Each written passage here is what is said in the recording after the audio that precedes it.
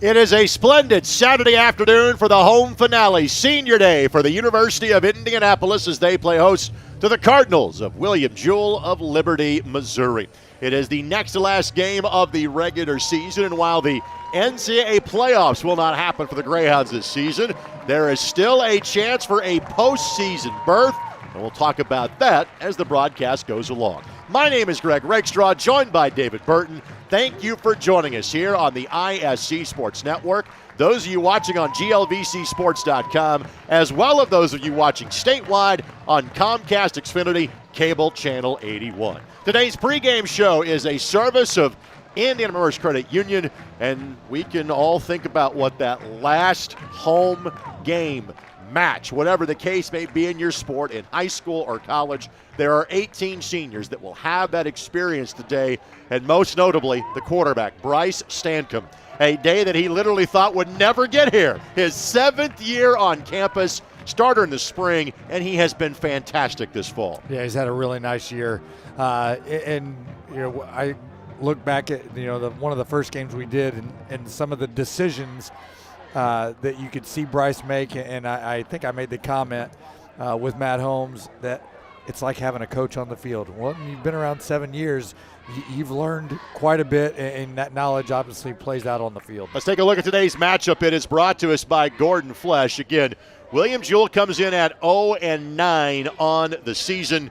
They are in the midst of a 22-game losing streak. Most of the time that they and UIndy have gotten together, it has been rather lopsided.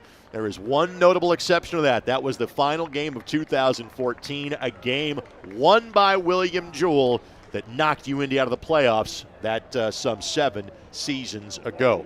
Our player to watch, that's brought to us by Prairie Farms, and well, that was the young man we were just talking about, Bryce Stankham. He had to throw the ball a lot more than normal a week ago because of injuries at the running back position. Right. In the first quarter, both Toriano Clinton and Lenny Bennett went out, and they went from a team that typically would throw the ball 20 to 25 times a game, and it was in the air 46 times last week.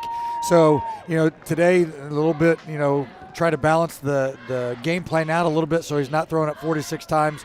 But, the ball should be in the air a little bit more than it was 2 weeks ago. William Jewell looks like has won the toss and elected to defer. So we will see actually, William Jewell has won the toss and they want the football. So we will see the UIndy defense on the field coming up in a matter of moments. We'll take this quick timeout. Opening kickoff comes your way next. Home finale for the University of Indianapolis, and you're watching here on the ISC Sports Network. Tonight's UIndy broadcast is brought to you by Free Enterprise System, the official travel agency for Greyhound Athletics. Anything else is just a bus ride. By Prairie Farms, we are Indiana's dairy. By Indiana Members Credit Union, proudly supporting UIndy Athletics and offering a free UIndy debit card. Show your school spirit and get yours at imcu.com. By Gordon Flesh, technology that works, people who perform. Please visit us at gflesh.com. By Aqua Systems, helping people improve their water since 1959, and a proud sponsor of the UIndy Greyhounds. And by the Ray Skillman Auto Group. Go to rayskillman.com for your best deals. So back along the sidelines for the University of Indianapolis, and we touched on this at 5-4. They lost last week at Missouri State that unfortunately for the Hounds is kind of familiar plan during the course of the year, having a lead at some junction in the game but being unable to close the deal late. And likely going into that game, the Hounds knew there would not be a Division II playoff trip this time around after having made it in 6 of the previous 8 seasons in which we had a playoff. That did not occur because of the COVID-19 pandemic a year ago. But there is another postseason outlet that this team is playing for, and that's a game that we will televise on the ISC Sports Network. That is the America's Crossroads Bowl that features the top team that doesn't make the postseason from both the GLVC and the Great Midwest Athletic Conference. When that game was played 2 years ago, it was Truman and Ohio Dominican representing those 2 leagues. Going into today's game, there are 4 teams that are 3-2 in conference play. So if UIndy wins out, including winning at Truman next week, There could be a bowl game for the Greyhounds. We'll follow that over the course of the last couple of games. There you see Toriano Clinton. Our injury report brought to us by Community Health Network, the official sports medicine provider of the University of Indianapolis Greyhounds. And the young man that already has set the single-season school rushing record for UIndy will sadly not play in today's game as he deals with an ankle injury. Yeah, Coach Wilson said, he went down, and I said, I'm assuming this. I was talking to him Thursday evening. I'm assuming he's out, Saturday. And he said, yeah, high ankle. We don't know if we'll have a chance next week, but he said it's not looking great. Paul Boozman, a senior, on to kick this off. William Jewell will call for the fair catch, which means the Cardinals will have the football at the 25-yard line. Again, William Jewell comes in at 0-9 on the season, 0-5 in GLVC play. They played 3 times in the spring, went 0-3 as well. You got to go back to the fall or the opener of 2019. The last time they won a game against Southwest Baptist. They've had trouble scoring. They've had trouble stopping teams from scoring, and passing defense has been a problem. Redshirt junior Bart Harris gets the starting nod as the quarterback today for William Jewell. It is a handoff up the middle, and there is not much room to run. Forward progress of maybe a yard. Ben Honeyus, amongst others, on to make the tackle for UIndy. And now another injury has hit for UIndy, and that is star linebacker Kiave Guerriere from Evansville Central. That is the injured player currently down for UIndy. He will try to hobble his way to the sidelines, but sadly that has been a story from the end of the spring through the fall, is the number of injuries Chris Keevers and staff have had to deal with. It's been startling, honestly. The last time we were working a game here versus Lindenwood, they're leading it in the second half, and they get a Toriano Clinton breaks a big run, and he rolls into the back of Alonzo Derrick's legs, and next thing you know, Alonzo Derrick's out, and then Frank Bentley went down, and it's been one after another. They can't seem to get out of their own way as far as the injury bug goes. 2nd down and 9, pressure applied, completion in the flat. Tackle is made immediately by Gavin Bain. The reception that time is by Ishmael Mitchell, senior wide receiver for William Jewell, and it sets up 3rd down and 5. Yeah, they ran a little play action and really kind of leveled outs to the right-hand side, which worked well against UIndy. It's kind of in a zone coverage, and he's throwing to the guy off of Gavin Bain. 5 or 6 at the line of scrimmage as UIndy is hinting at the blitz. They'll drop 2 back in coverage. That ball is tipped and falls harmlessly incomplete. Jalik Jagwe was the player that was the intended target. Didn't see what Greyhound got his hands to it, but it's a 3-and-out for William Jewell on their opening drive.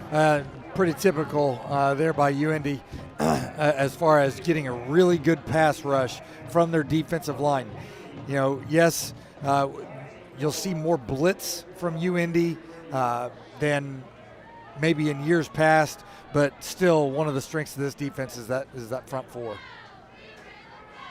Brady Monks, the punter for William Jewell, and that could have easily been blocked.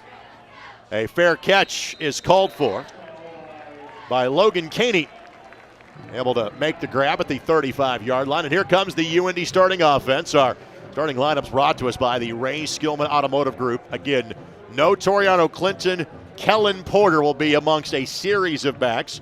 He, along with Jaquan Buchanan, that are both either freshmen or redshirt freshmen, that get the nod. And it's a very young wide receiver core that we'll see for UIndy today.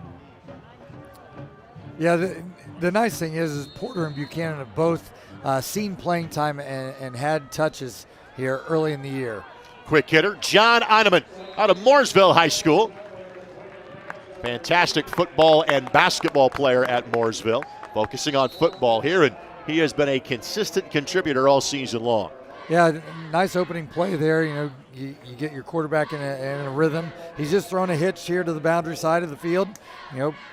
Pick out the easy throw and put it on the receiver's numbers.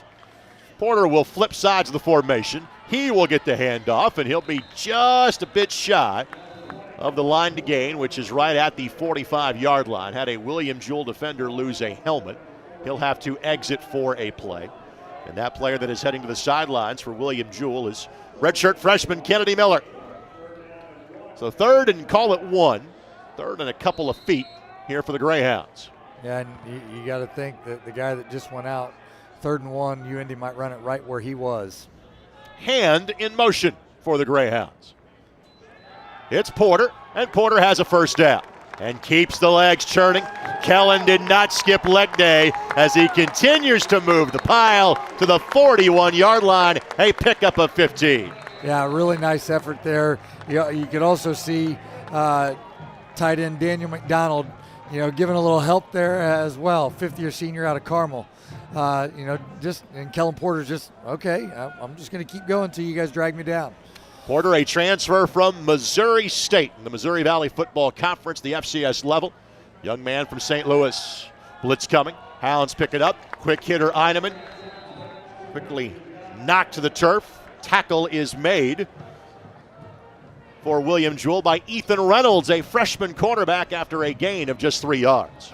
Kind of expected Stancomb to throw the slant there. You could see the flat defender widening as Eineman ran his flat route, and I really expected him to stick that slant in behind it. The second catch for Eineman so far today. Handoff goes to Buchanan. Got a good block from Alexis that allowed him to get to the corner. Cuts it upfield for a gain of 4. Probably 4 down territory if the Hounds can't get it here, as it sets up 3rd down and 4. Yeah, there you see just a little difference there between Porter and Buchanan.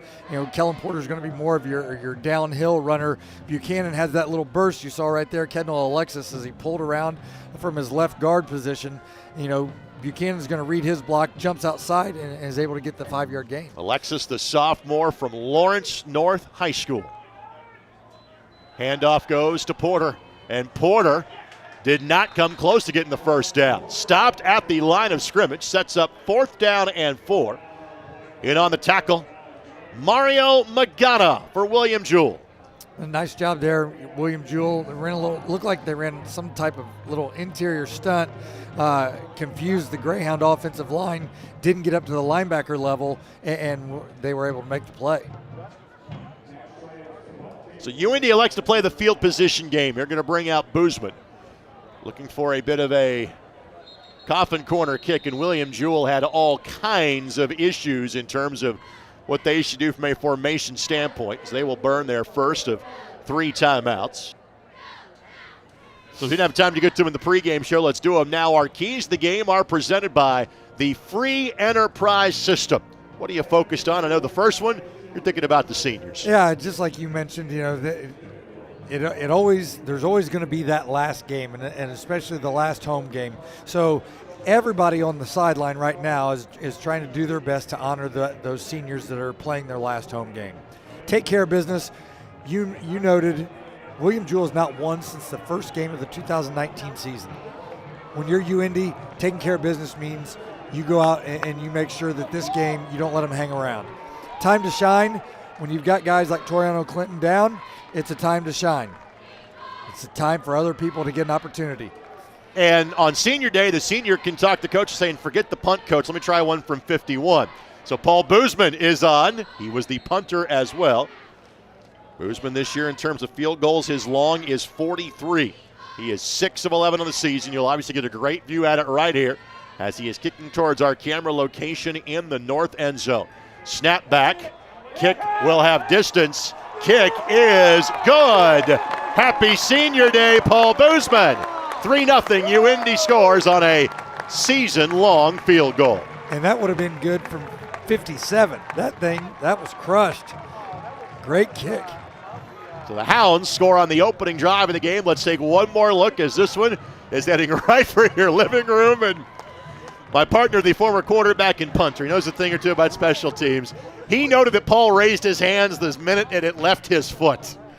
That looked like the guy, the golfer that has to, he's got to rip a tee shot, right? And he hits it, and he just bends over and picks his tee up, doesn't even watch it land because he knows it's right down the middle. We want to recognize our officials for today's game. They are presented by our friends at Aqua Systems, and a special congratulations to our referee today in Dave Hubley.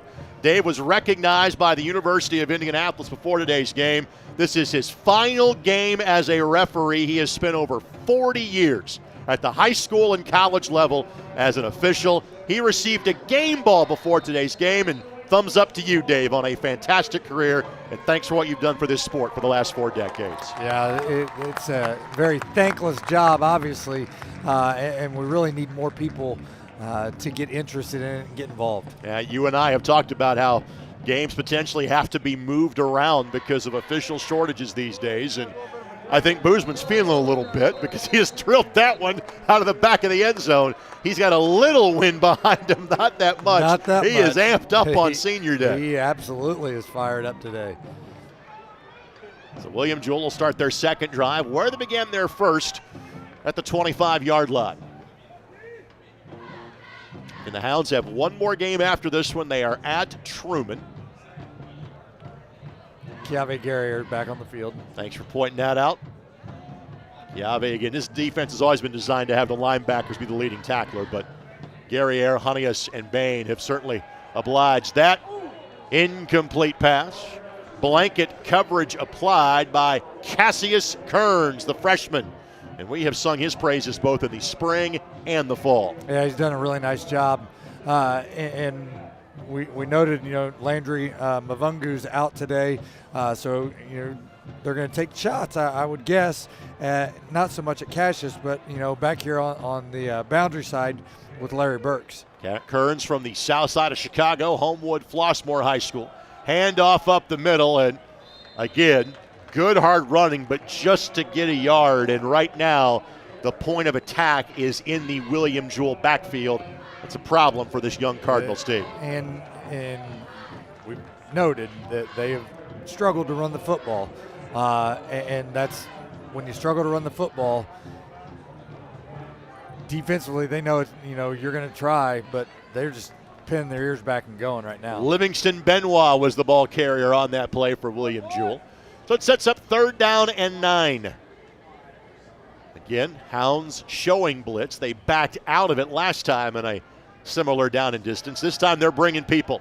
Trying to set up the screen. That ball is knocked down and almost intercepted. Clay Schulte. Well, when your dad's a coach, you figure these things out a little more quickly. Clay makes the play. 4th down. Well, you saw the defensive lineman, Jacob Jones, is coming off late there before the snap because they'd gone with a nickel package, which brought Schulte and Gabe Collins-Green into the game. And typically what they like to do with Schulte's position, he becomes an extra linebacker, and often he becomes a blitzer, and that's what you saw right there. So Monks with the kick. And that one will check up and eventually nestle down at about the 41-yard line. It turns into a punt of 33 yards with no return. And once again, the Greyhounds will get outstanding field position. Today's game presented in part by Indiana Members Credit Union. Proud to support the University of Indianapolis. It offers free UIndy debit cards with free checking accounts and e-statements. Get your UIndy debit card today and show your school spirit. Visit any IMCU branch or sign up online now at imcu.com. Membership savings required. Federally insured by the NCUA. Trips to the far side on the slant. Catch is made. Solid contact is made on the tackle. That was a 9-yard pickup for Jeremiah Lee. Tackle made by Jackson Vest for William Jewell. Yeah, Jeremiah Lee did a nice job in there. He's the inside guy in trips. He's running just a quick slant route. And one of the things that you got to be aware of, you're going to catch that ball, and the safety is coming directly at you. He was able to take the hit and hang onto the ball. Handoff goes to Buchanan. He'll have the first down and runs through a couple of tackles. Stiff arms another, and eventually is wrestled down at the 23-yard line. That could have easily been a 1 or 2 yard gain. Instead, it goes for 27. Yeah, really nice job. You watch here, you see the down block. There goes Alexis. Kevin McNeilis comes around as the lead blocker there in the power play. And then just great individual effort here by Buchanan, by Jaquan Buchanan to get those extra yards. That was 1 yard shy of his long for the season. That was 27. Previous best and still best is 28. For Buchanan, just his 24th carry of the season. Stankham looking for the downs. End zone knocked away. Eineman was the target. Well-timed contact by the defensive back, second down. Yeah, great call over there by Coach Wilson after the big first down. You take a play-action shot here, little fake, and he's got kind of a double post with Eineman being the top guy in the post. The underneath underneath receiver Jeremiah Lee ran a more shallow post, and then Eineman was over the top. That was Venata, who is the defensive back in coverage for William Jewell. So it sets up second down and 10. Play clock is down to 5.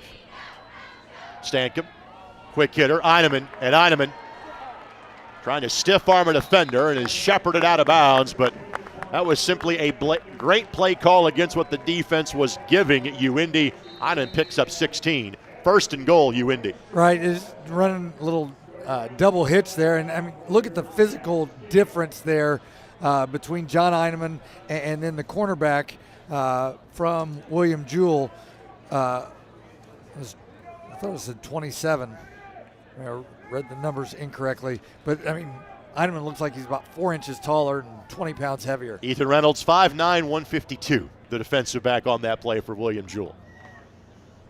Handoff to Buchanan. Buchanan finds a seam. Buchanan finds the painted turf. Touchdown, UIndy. His second rushing touchdown of the season, and the Hounds made it a 2-score game midway through the opening quarter. Yeah, and this is part of the take care of business key to the game. You get good field position after your defense gets a 3 and out, and you try and take that thing right down the field. That was a nice drive by UIndy. Nothing real special, nice little inside slant, couple nice run plays, took a shot at the end zone and then threw a hitch that turned into a 14, 15-yard gain. And Boozman's extra point try, no problems there. 10-0 Greyhounds lead. 7 minutes into this one. Buchanan to the house from 8 yards out. As you're watching University of Indianapolis Greyhound football on the ISC Sports Network. At Aqua Systems, we believe in one simple idea, that it should be easy to get great water. That's why we provide a hassle-free sales process with money-back guarantees and the best warranties anywhere, all on equipment made in the USA. In fact, at Aqua Systems, we make it so easy to fix your home's water that 9 out of 10 people who shop with us buy from us. Contact Aqua Systems today. You'll love your water. I want to thank our tremendous ISC Sports Network crew. Thank you to Jordan Shue, Rob Lynch, Mark Scanlon, Eric Connect, and of course, Fish in the truck alongside Dave Burton, Greg Rakestraw with you. Thank you to Matt Holmes and as well as Mark Forster, who spent time in the play-by-play chair this year. Again, potentially, this is not the last time we have UIndy, but a lot of that will rest upon can they win today and next week at Truman, because that game will likely have a lot to say about who is the GLVC representative in the America's Crossroads Bowl. It takes place at the Brickyard Stadium in Hobart on Saturday, December the 4th, and we'll have it on ISC. Fair catch made at the 5-yard line, which means the Cardinals will have it at the 25.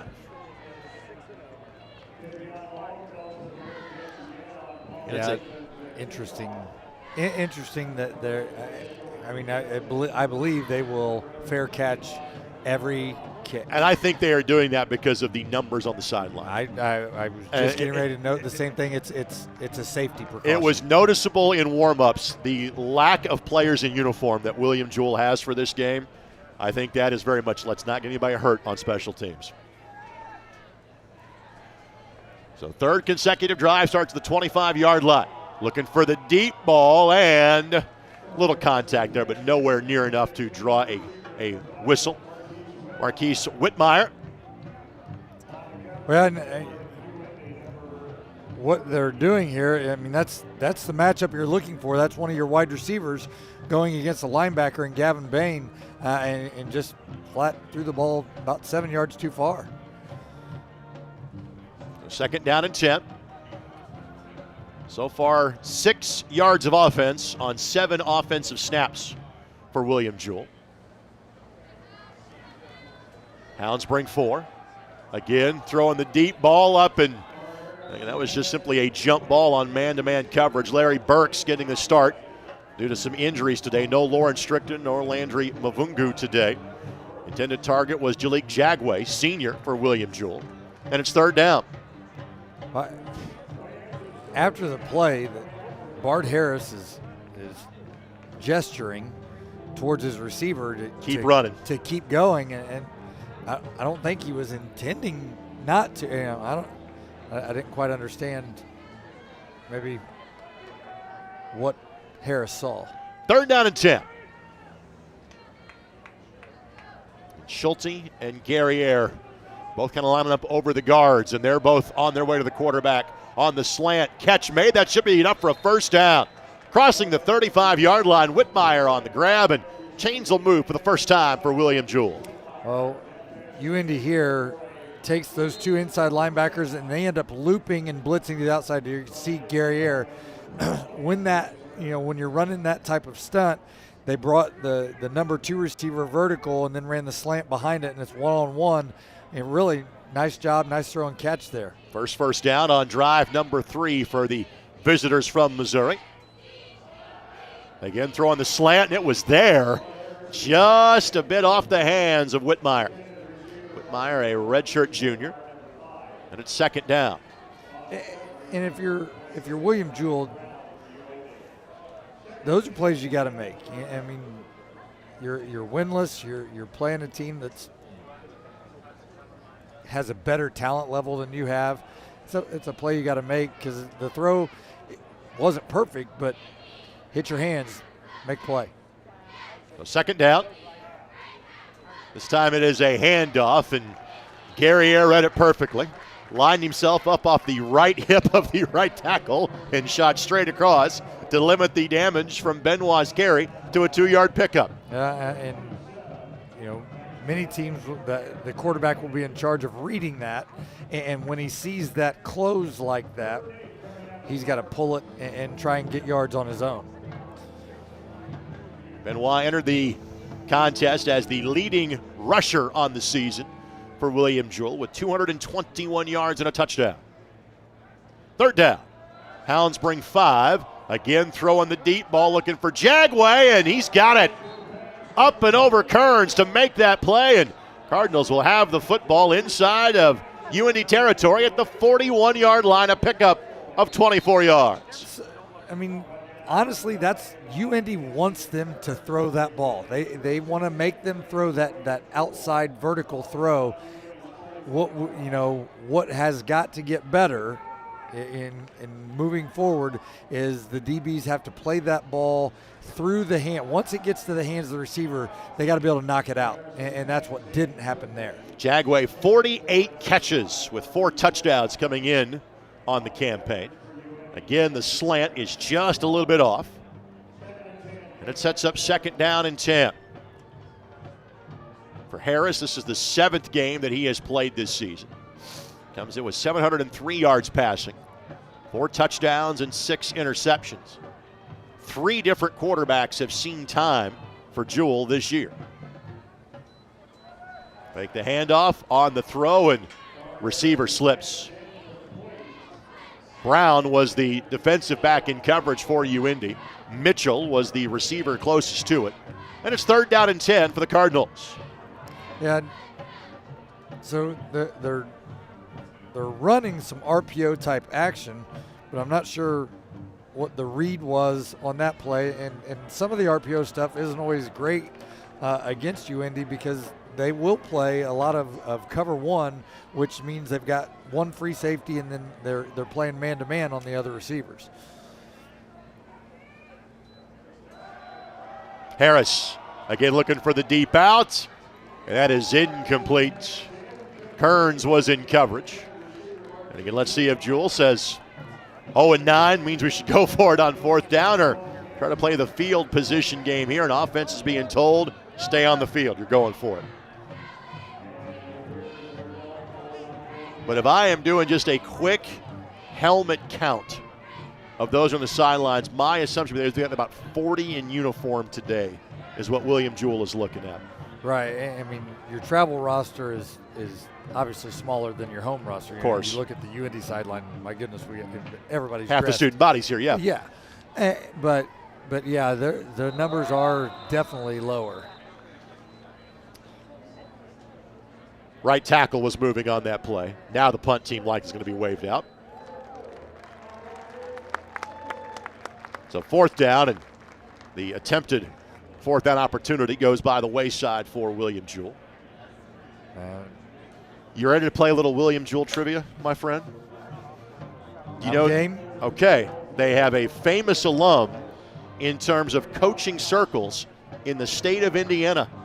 1966 graduate of William Jewell College. Has a basketball court named in his honor in this state. 4th and 15. Monks the punt. Angles this one well. Caney will let it bounce, and this one will pin UIndy inside of the 5-yard line, all the way down at the 3. Well done for the Cardinals, a 43-yard kick with no return.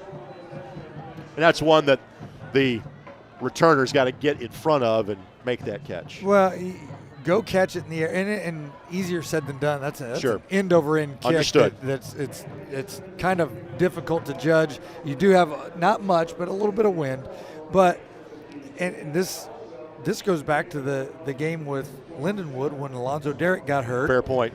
And let's go back to the beginning of the season. Davion Bell's normally your punt returner, and he didn't play the entire year. He'll come back next year. So, no, you've got me stumped. When you tell me, would you like a hint? The William Jewell. Yeah, I would like a hint. Okay, his son played for Dad, and son's was a heck of a player, and now also followed in his father's footsteps. No gain on the carry. 2nd down. Waddell? No, you're in the right moment. Handoff goes to Buchanan here. His last touch was for a touchdown. Darn it. This time it is no gain. Tackle for William Jewell made by Kobe Oldfield.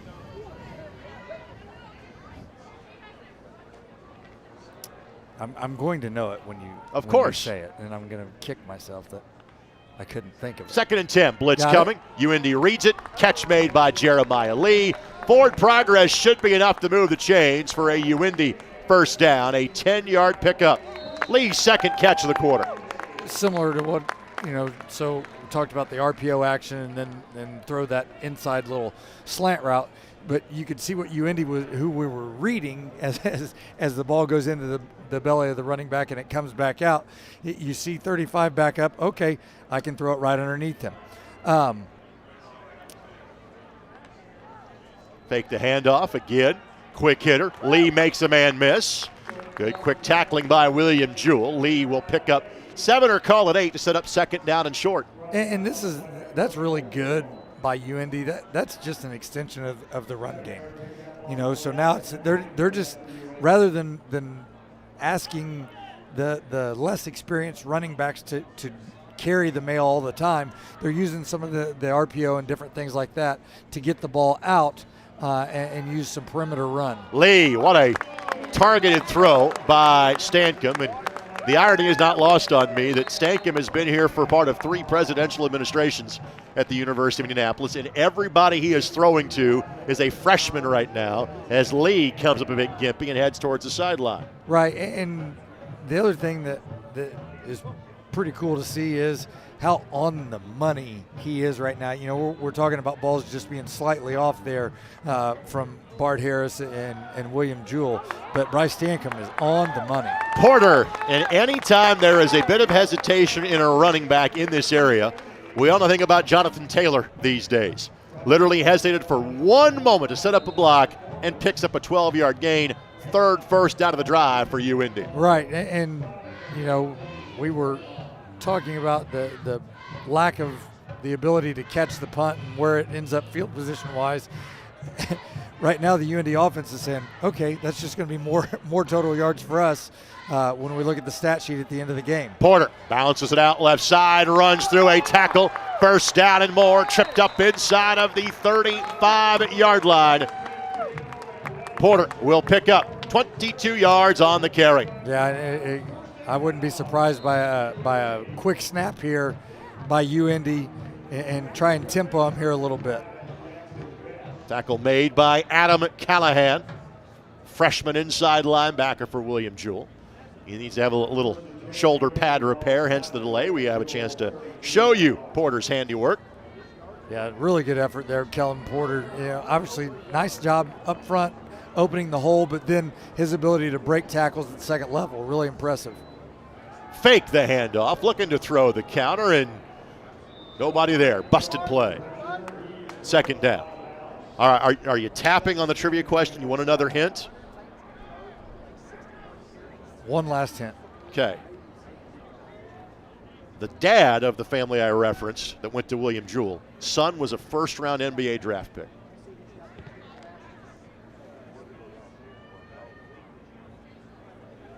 Oh, now I've got myself confused. Second and 10. Handoff goes to Buchanan. Buchanan finds the wall, tripped up at the 25-yard line. All right. Potentially a touchdown-saving tackle by Kobe Oldfield. It'll be third and short. Take a look. So, yeah, just running inside zone. And, Jaquan Buchanan, you change it up a little bit. He just brings a little something different than Kellen Porter. They're doing a nice job of balancing the two running backs right now. Good to see Frank Bentley out there for a few plays. He's been injured as well, another wide receiver. Buchanan runs behind Bentley's block. First down at about the 12-yard line, and this drive has already gobbled up 84 yards in terms of territory with 12 more to reach the house. Yeah, and again, just running his own play and just letting those big guys up front, they come off the ball, everybody's stepping to their left, and then it's a matter of move the defensive line, try to get them back into and we, in coach speak, we say in the linebacker's lap and make it hard for those linebackers to get to the running back. Again, Buchanan. Not as much this time. In fact, there is going to be a flag thrown. It looks like this could come back because of a hold at the end of that offensive line against UIndy. See if it's a hold or a face mask. I think it's a hold.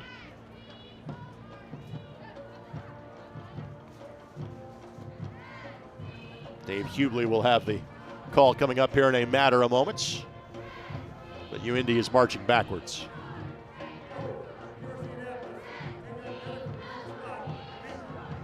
So first and just shy of 20. All right, you tapping? I tap. Homer Drew, 1966 class of William Jewell. There you go. Yes, I should have definitely have known that one. I think they got on a tackle behind the play. Yeah. Is it Austin Keel? I think it was on Austin Keel, 69. So first down. Stankham, Eineman peels away, could not escape the tackle, but we talk about the boundary in terms of the running game. UIndy's been great about throwing to the boundaries of that defense to find Eineman. Right, and nice quick read by Bryce Stankham, double slant, and as soon as that hang defender that I was talking about, in this case 48, as soon as he went inside with the inside slant, Bryce Stankham immediately threw the outside slant. That's Kyan Betancourt you're referencing for William Jewell. Hand off to Buchanan, finds a sliver of space, and will find the end zone for a touchdown. Luke Lacey, the freshman from Brownsburg, helps spring him on the block. Buchanan has his second score of the quarter, and it's 16-0 UIndy. Yeah, nice counter play here. So you can see Kevin McNeilis is the lead blocker, and you got a kick by Zach. The kick out came from the right guard, which is Zach Clark, and then McNeilis leads up, and once Buchanan comes through, there's nobody else there, and it's just him in the end zone. Boozman's extra point kick is good. Hounds have a 3-score lead with less than a minute to go in quarter number 1. Back in a moment. You're watching UIndy football on the ISC Sports Network. Racegum Buick GMC truck was just awarded GMC Dealer of the Year. Come see why and drive away in a new Buick Encore for just $129 a month. Lease a new GMC Terrain for only $229 a month, or get a third row Acadia for as little as $229 a month. Get your next SUV from the GMC Dealer of the Year, Ray Skillman Buick GMC truck. 2 great locations, US 31 South or I-465 and East Washington Street, or RaySkillmanCars.com. Back at Key Stadium, again on what is absolutely a gorgeous Saturday afternoon. Home finale for the University of Indianapolis. They'll be on the road at Truman in Northeast Missouri next Saturday afternoon. Again, potentially a bowl berth on the line. Truman played in the America's Crossroads Bowl 2 years ago. And again, I'm honored to have the call of that game for its second playing on December the 4th. Brian Jennings will join me on that one, right here on the ISC Sports Network. Hounds in control early, 17-0.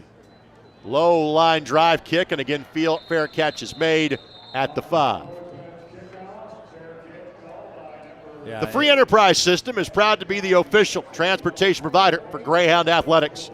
As you know, teamwork makes the dream work at Free Enterprise. We'd love to be a part of your team by providing transportation for your group. We can move groups of any size, from event shuttles, youth groups, to camper shuttles, and more. There's no group that our team can accommodate.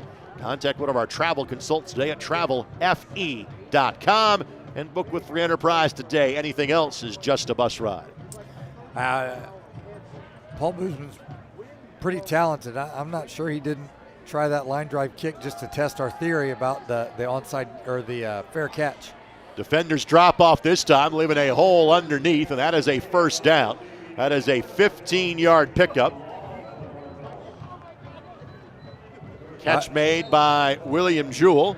That is Kevion Long that makes the play. And they're running, looks like a little smash route there where they've got a hitch by the outside receiver in a corner. Both UIndy defenders dropped with the corner and just threw the hitch. That's an incomplete pass. Lineman quickly pounced on it thinking it might have been a fumble, but no, that was an incomplete pass. And now we see another injury on the turf for UIndy. And that is Chris Ford that is the injured player. Defensive lineman, young man from Franklin Central High School that is down on the play. And clearly you can see the amount of pain he is in quickly. I'm not sure if he's kind of got rolled up into or got his foot stuck in the turf, but sadly in a year that has seen a lot of wear and tear, with the Hounds having played 3 games in the spring, coming back to play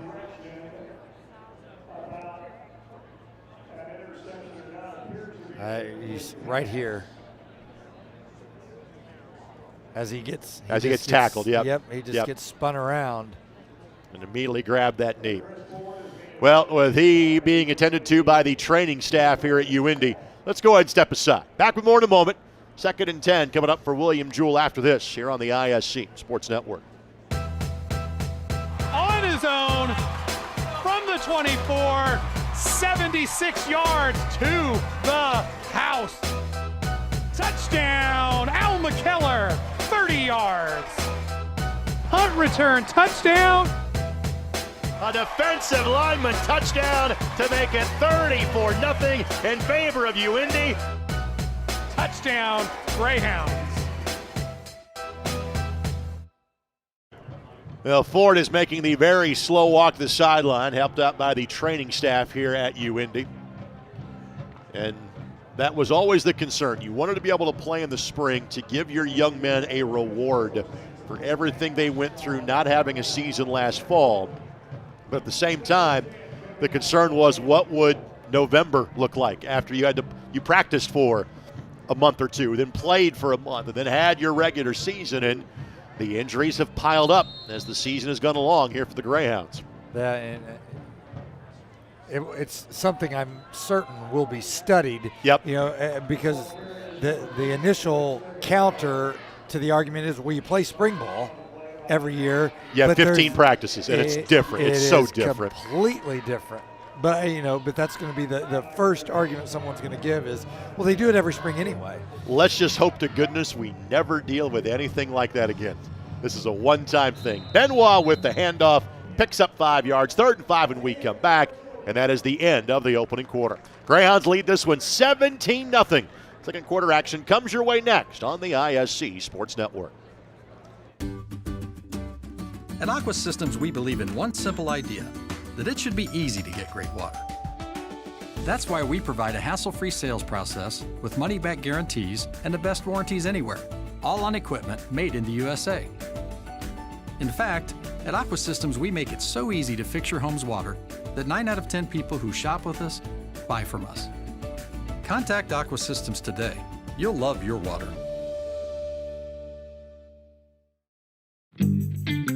When medical care is needed, where will you turn? With Community's Connect to Care program, one call or click finds you the closest open appointment. Request a time yourself, or let us do it. From a primary care doctor or virtual visit, to a med check or community clinic at Walgreens. Just call or click. You can go right to our website or to me. Connect to Care from Community. I want to thank the good folks at UIndy, from Director of Athletics Scott Young, Ryan Thorpe that handles sports information, Matt Donovan as well, for having us back to televise yet another season of UIndy football. End around here on 3rd and 5, and should be good enough for a first down. A pickup of 6. Jagway had the block, Whitmire had the carry, and William Jewell will move the chains and cross the 50 for a second time today. Yeah, nice play out of the quarter break here. You got time to talk through it and make sure everybody's on the same page and say, okay, hey, we're going to do this right here. Good call, good execution. 60 yards of offense in the opening quarter by William Jewell. 194 for UIndy. Blitz coming, sack coming. Harris kind of patted that ball one time, and that was one time too many. Sack for UIndy belongs to redshirt senior Corey Clem. So I think what Harris was looking for, he's looking for the number 3 receiver. You can just see his feet up there. He cleared the first level, and he tried to get his feet set so he could throw it over the linebacker, and Corey Clem says, you don't have time for that. Clem, one of the veterans on this UIndy squad, forces second down and 17. Harris throws, and it's intercepted, picked off. That's Kearns. Kearns the takeaway. Greyhounds have it at the 44-yard line. He throws it just a little bit behind the receiver on the slant. Cassius Kearns is in the trail position. It's a little behind. He undercuts it and picks it off. And it's, he's a foot off. He's a foot behind the receiver. If it's 12 inches further that direction, he's going to catch the ball, and Kearns is going to tackle him. He might knock it out, but just being that far behind turns into an interception for UIndy. 10th interception of the year for the Greyhounds, 3rd for Kearns. And again, he was a freshman in the spring. He's technically a freshman now, too.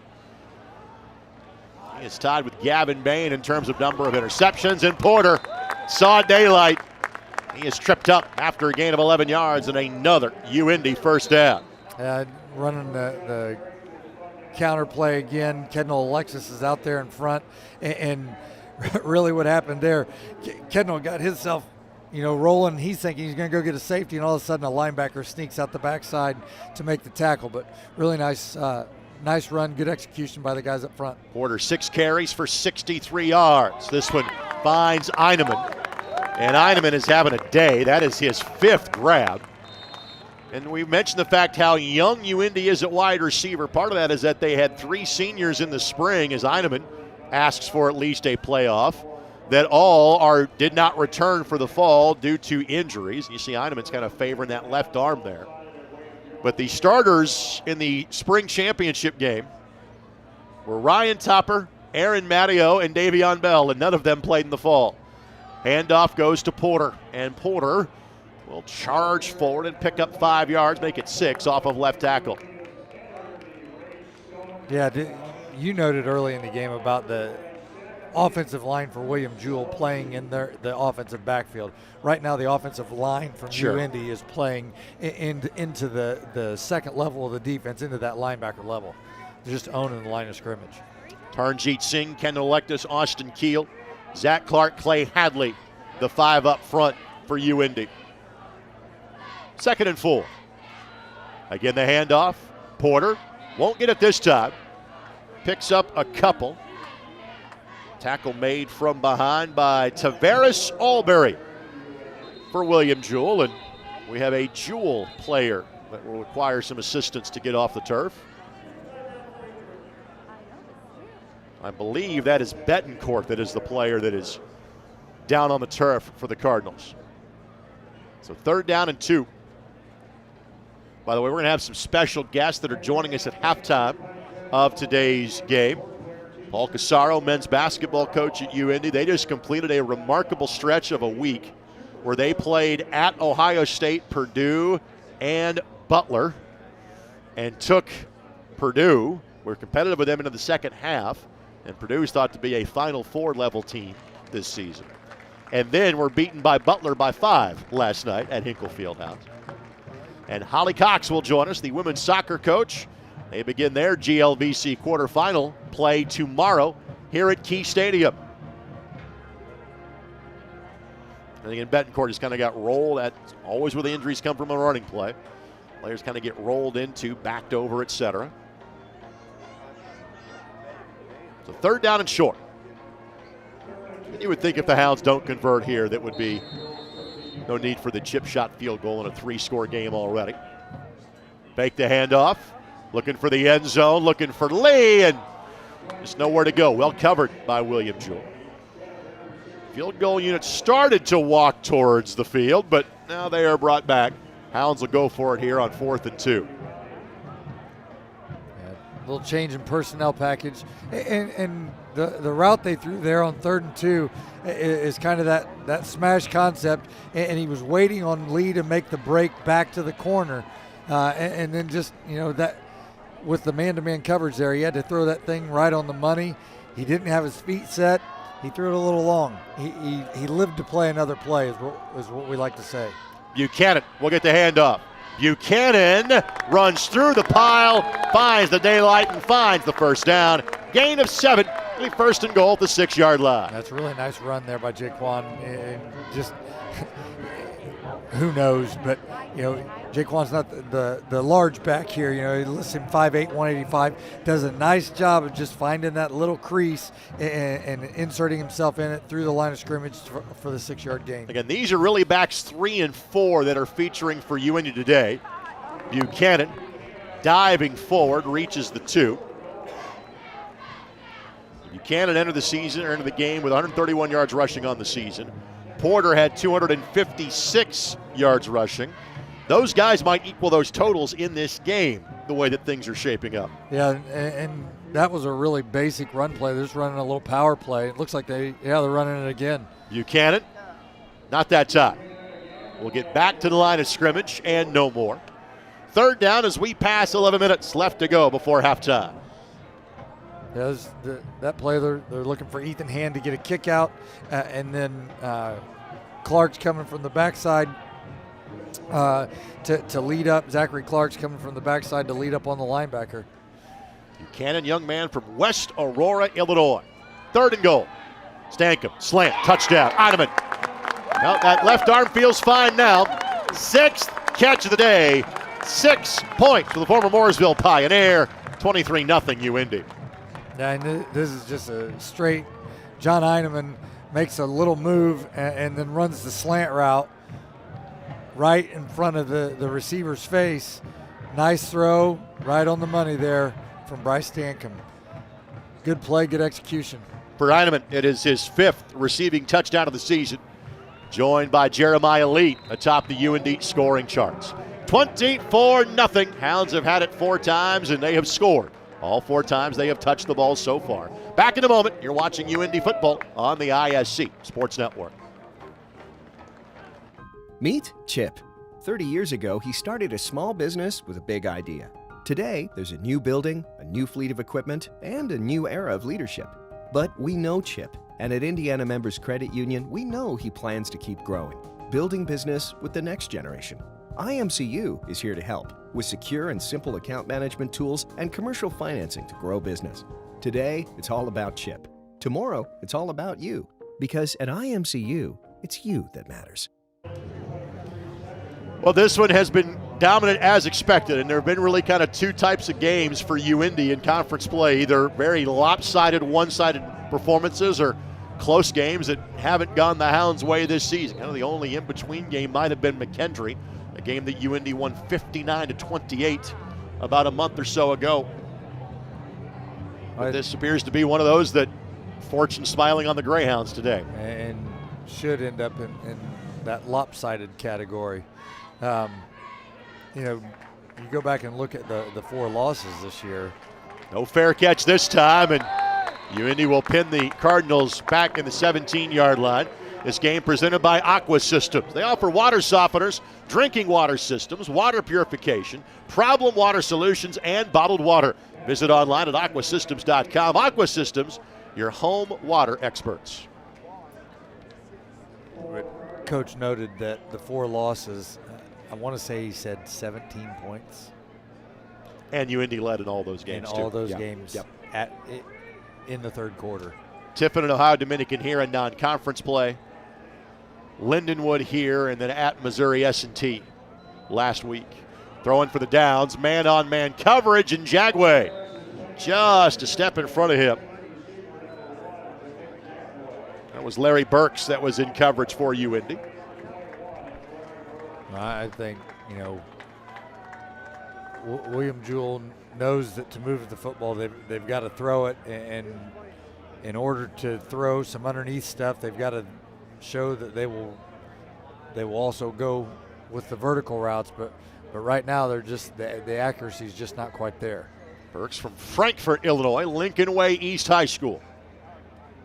Bain brings the run blitz, and the young man from Brownstown Central able to limit the damage. No gain on the play. It's third down. Yeah, that was very well timed by Gavin Bain. You could just see him. He had the snap count timed almost perfectly and is able to get in there on the running back, and Harris had no idea that he was coming. You know, he just timed it that well. Bain, a fifth-year junior, played for coaching legend Reed May at Brownstown. Their season ended last night in the sectional championship game to Lawrenceburg at the 3A level. 3rd and 10. Hounds bring 4. Catch made. Going to be close to a first down. I think he's going to be waylaid about a yard shy that time. And there might be some collateral damage on the sideline from the hit that it was delivered. Hunter Thomas had the catch. Make sure everybody's all right. Well, what's not all right is the down marker. The down marker gets bent down here at the bottom. You can see they're trying to stand it up right now, and it is crooked. So 4th and a yard coming up here. And Jewell's going to leave their offense on the field. And now here comes the punt team. And the defense for UIndy is staying on the field. Literally, you bring one defensive back out, put a wide receiver deep, and the front 10 guys are all playing defense here. Yeah, you're not gonna give it away.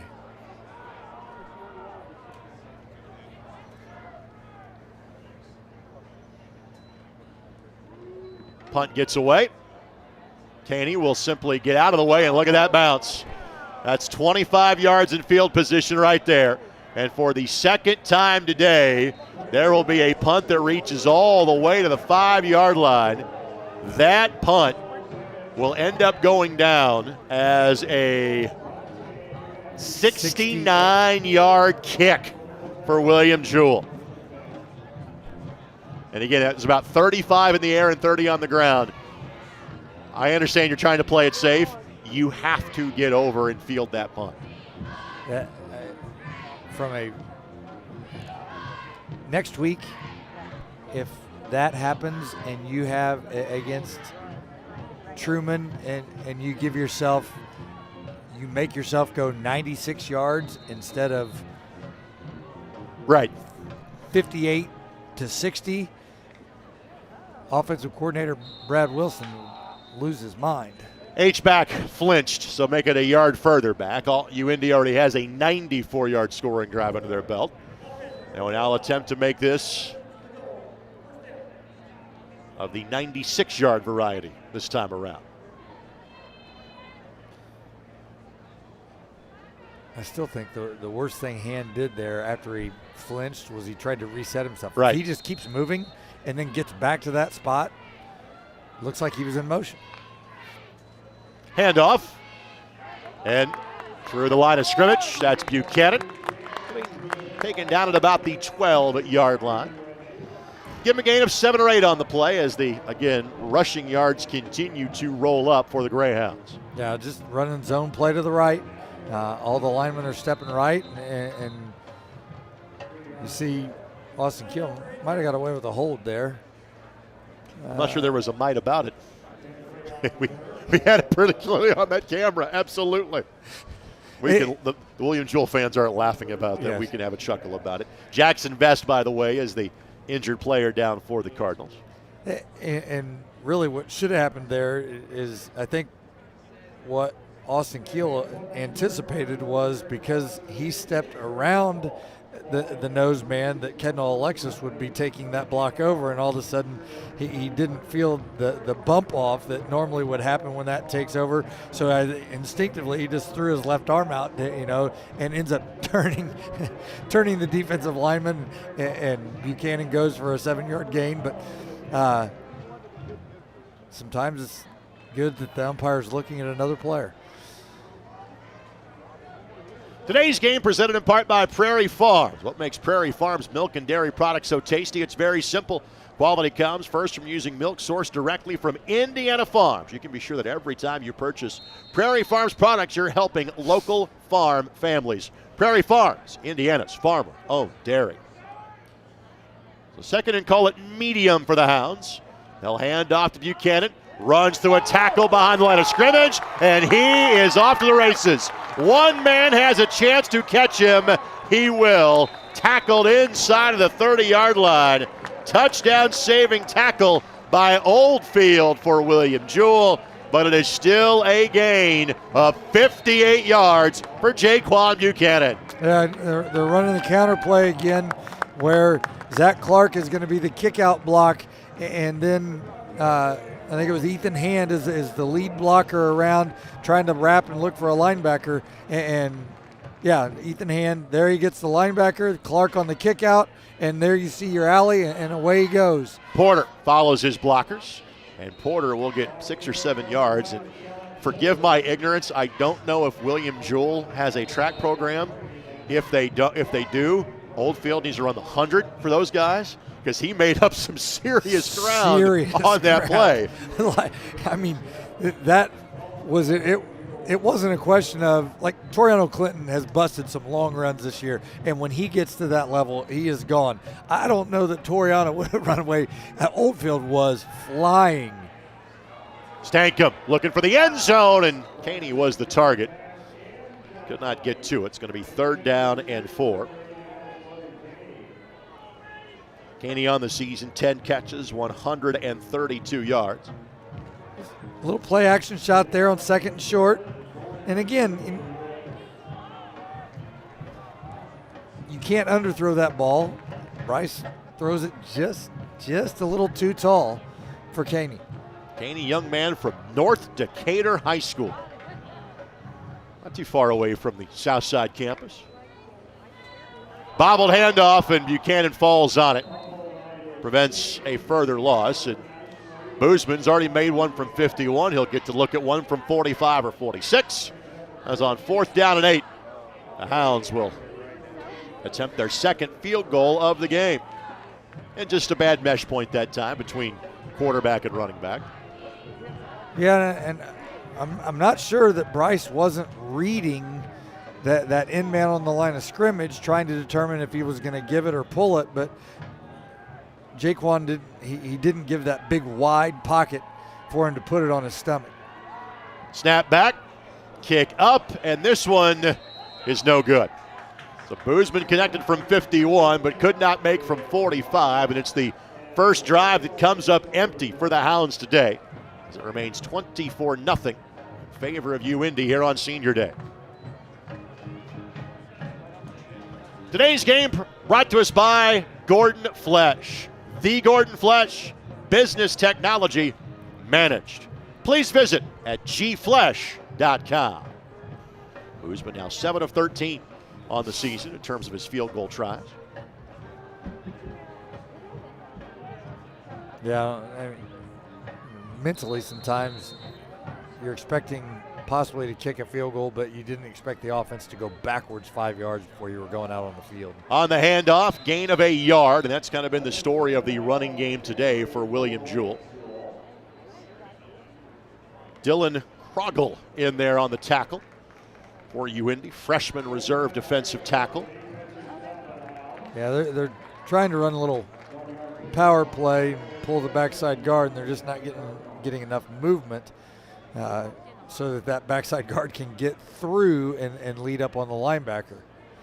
He ends up clogging the hole for the running back. Delayed blitz.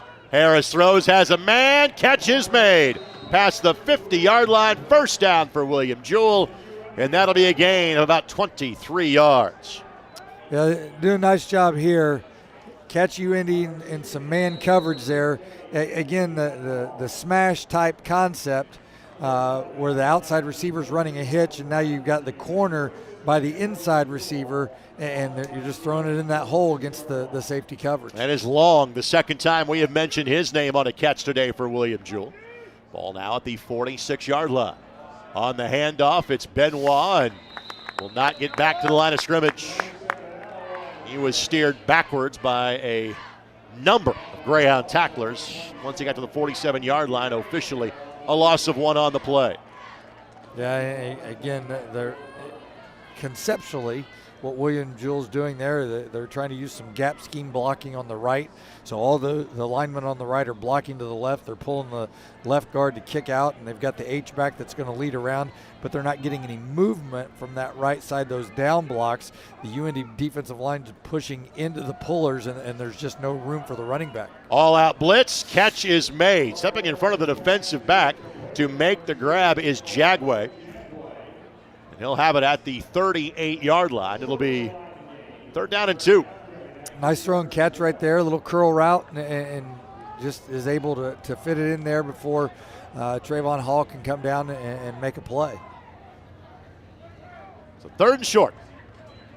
Handoff. That should be for a first down.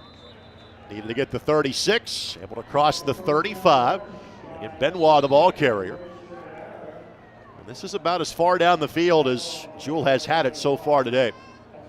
And what they did there, they threw their formation into the boundary, widened Chiave Guerriere, and now made it more of a one-on-one with their left side offensive lineman in the defensive line.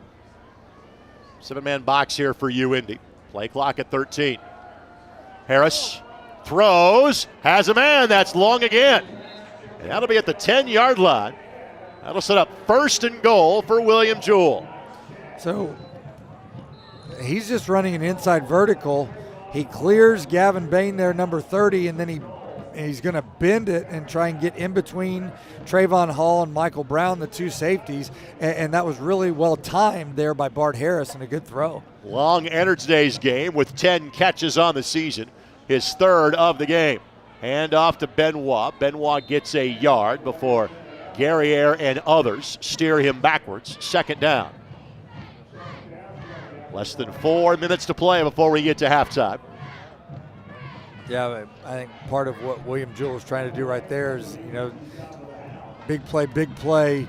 You got UIndy kind of on their heels. They're trying to run a play quick and see if they can pop, the inside zone down here in the red zone.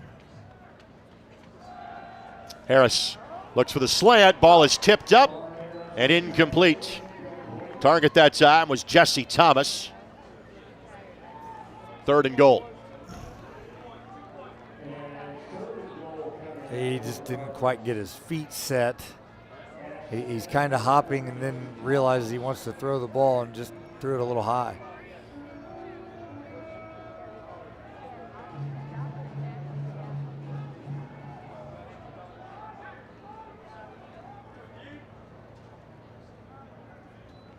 Little counter play here on the end around.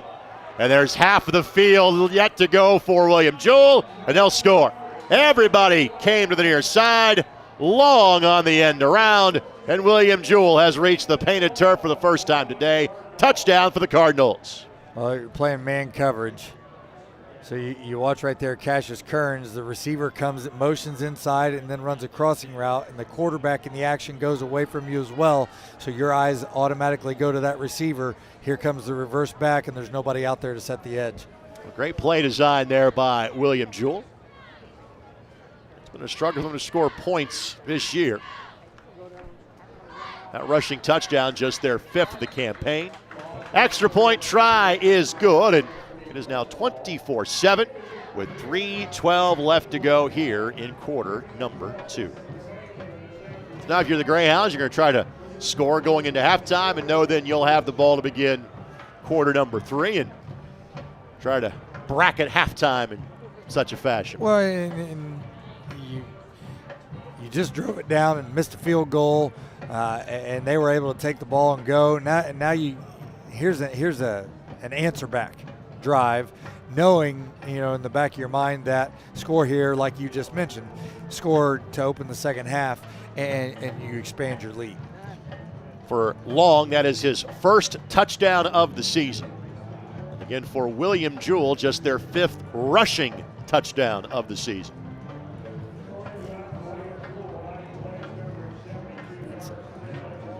You have been on programs that struggled. You were part of the group that got things turned around here at UIndy. Never had to deal with anything in terms of a losing streak like what William Jewell is on currently, 22 in a row, but you know what that feeling is like. Well, what are the keys for them to try to get this, not talking about today's game, but kind of turned around from a program perspective? Well, a lot of it has to do with the installation of pride. Sure. In what you're doing, and the belief that, everybody's bought in and on the same page. And I think one of the things that is a testament to going all the way back to my last 3 years here, one of the guys that was on that staff is now the head coach, Chris Keevers, and has been here, so that his 28th year on campus, by the way. Yeah, you don't have to remind me. I'm your age. We're in the same boat. But I think that's the first thing. And I'm watching this Bart Harris throw the man. He throws the heck out of the football, and they've got some speed. They've got some pieces. So now it's a matter of, how do you get the kids? How do you go get your recruits onto your campus, and what sells the kids on your campus?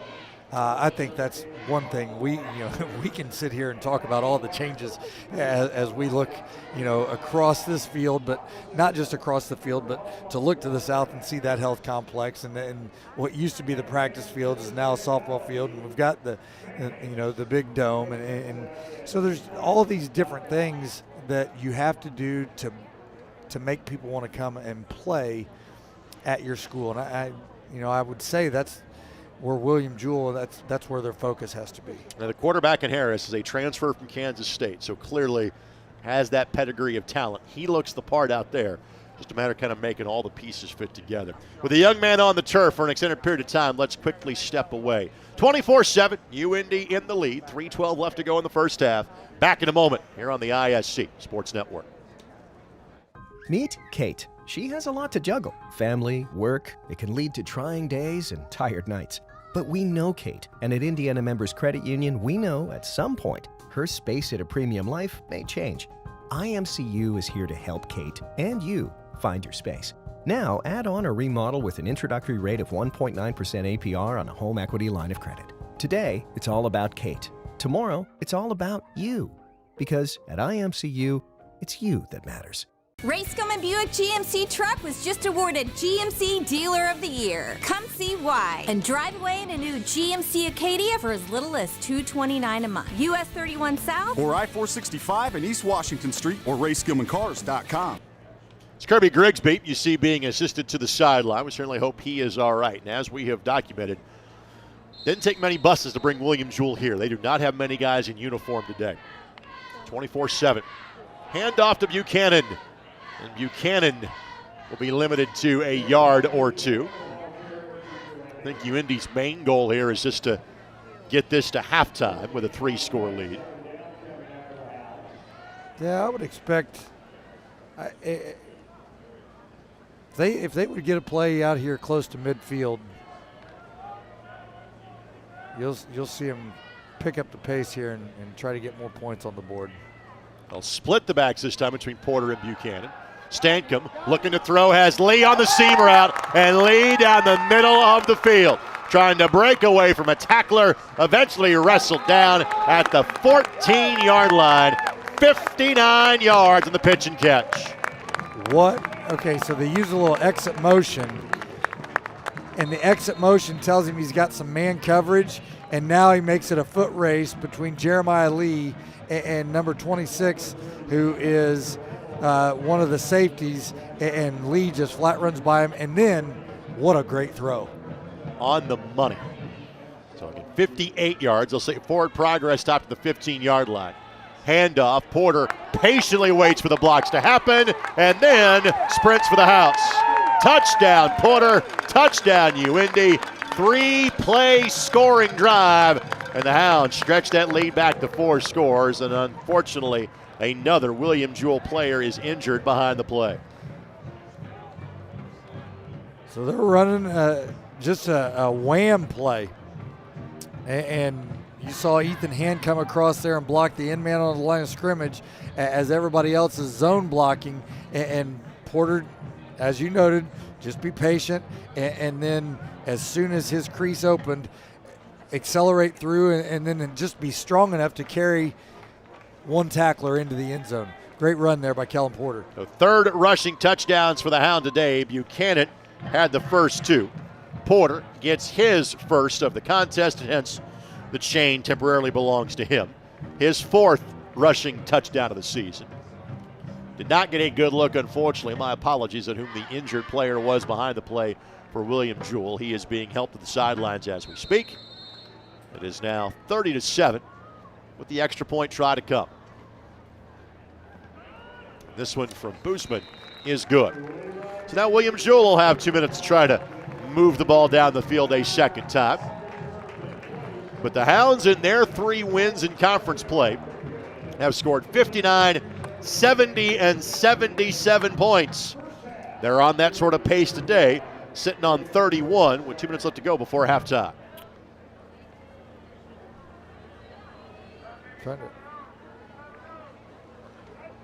Looks like the referee's talking to one of the UIndy coaches. I'm not sure. It's Coach Wilson, though. I wonder what the conversation topic was. So Boozman will blast this ball away from the 35-yard line. For UIndy now, that is their 31st rushing touchdown of the season. 17 of those belonging to Toriano Clinton, who again has already set the school record for rushing yards in a season. Even if he does not play again this year, will own that record of over 1,500 yards. He's really been impressive. Boozman's kick. Fair catch being called for in the end zone touchback. And William Jewell will have it at their own 25-yard line.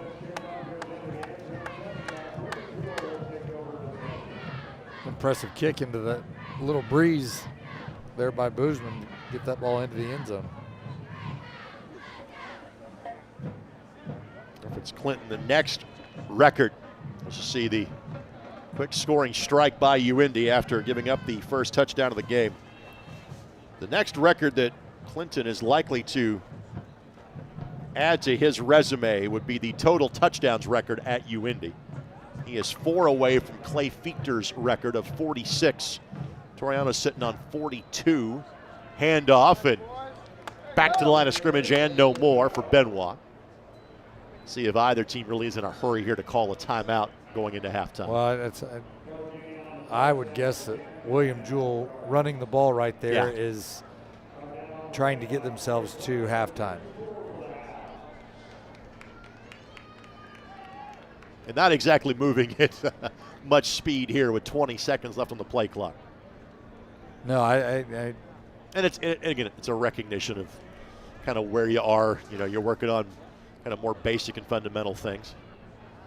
Well, and they also see that UIndy didn't immediately call a timeout there. Right. So, you know, I'm thinking, okay, so we've got the gentleman's agreement that this is right. 3 runs in halftime. You're not running this up on us. We're not.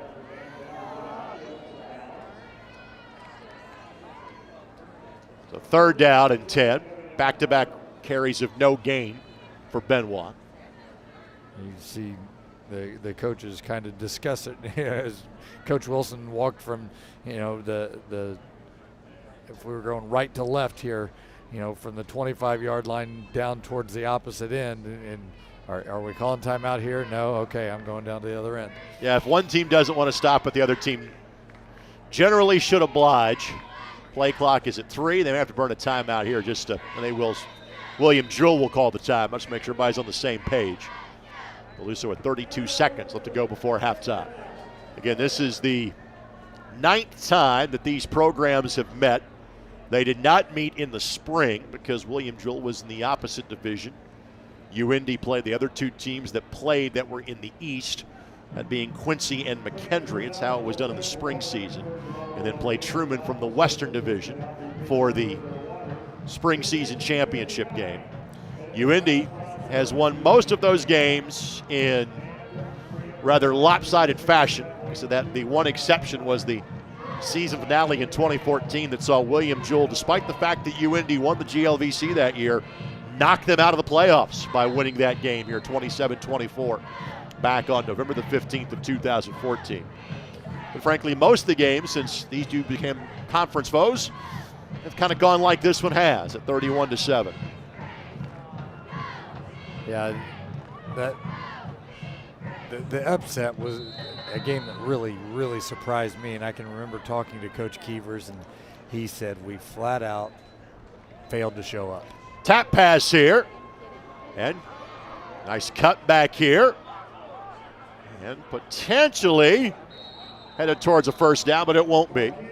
That was Whitmire, who outran all 11 defenders at one point, but still ends up with a 5-yard pickup, and the punt team now will have to come out. This will be the 5th punt so far of the half for William Jewell, and in the last kick was a 69-yard blast for the punter from William Jewell and Brady Monks. And Caney makes the catch this time. Progress has been made.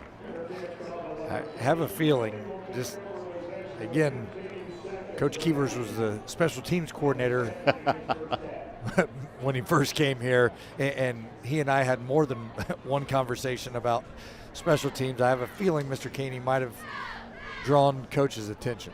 And this will simply be take a knee, get to halftime.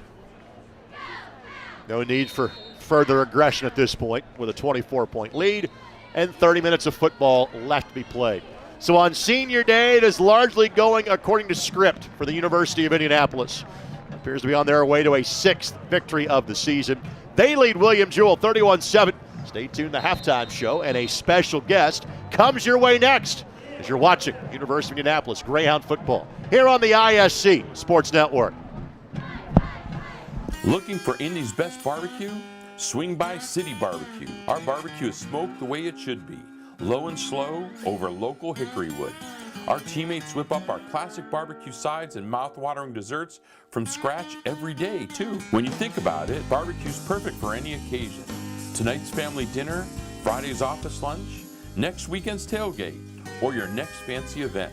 Check us out at our 6 Indy area locations and learn more at citybbq.com. Listen, do you hear that? I get here early so I can enjoy some peace and tranquility, but not anymore.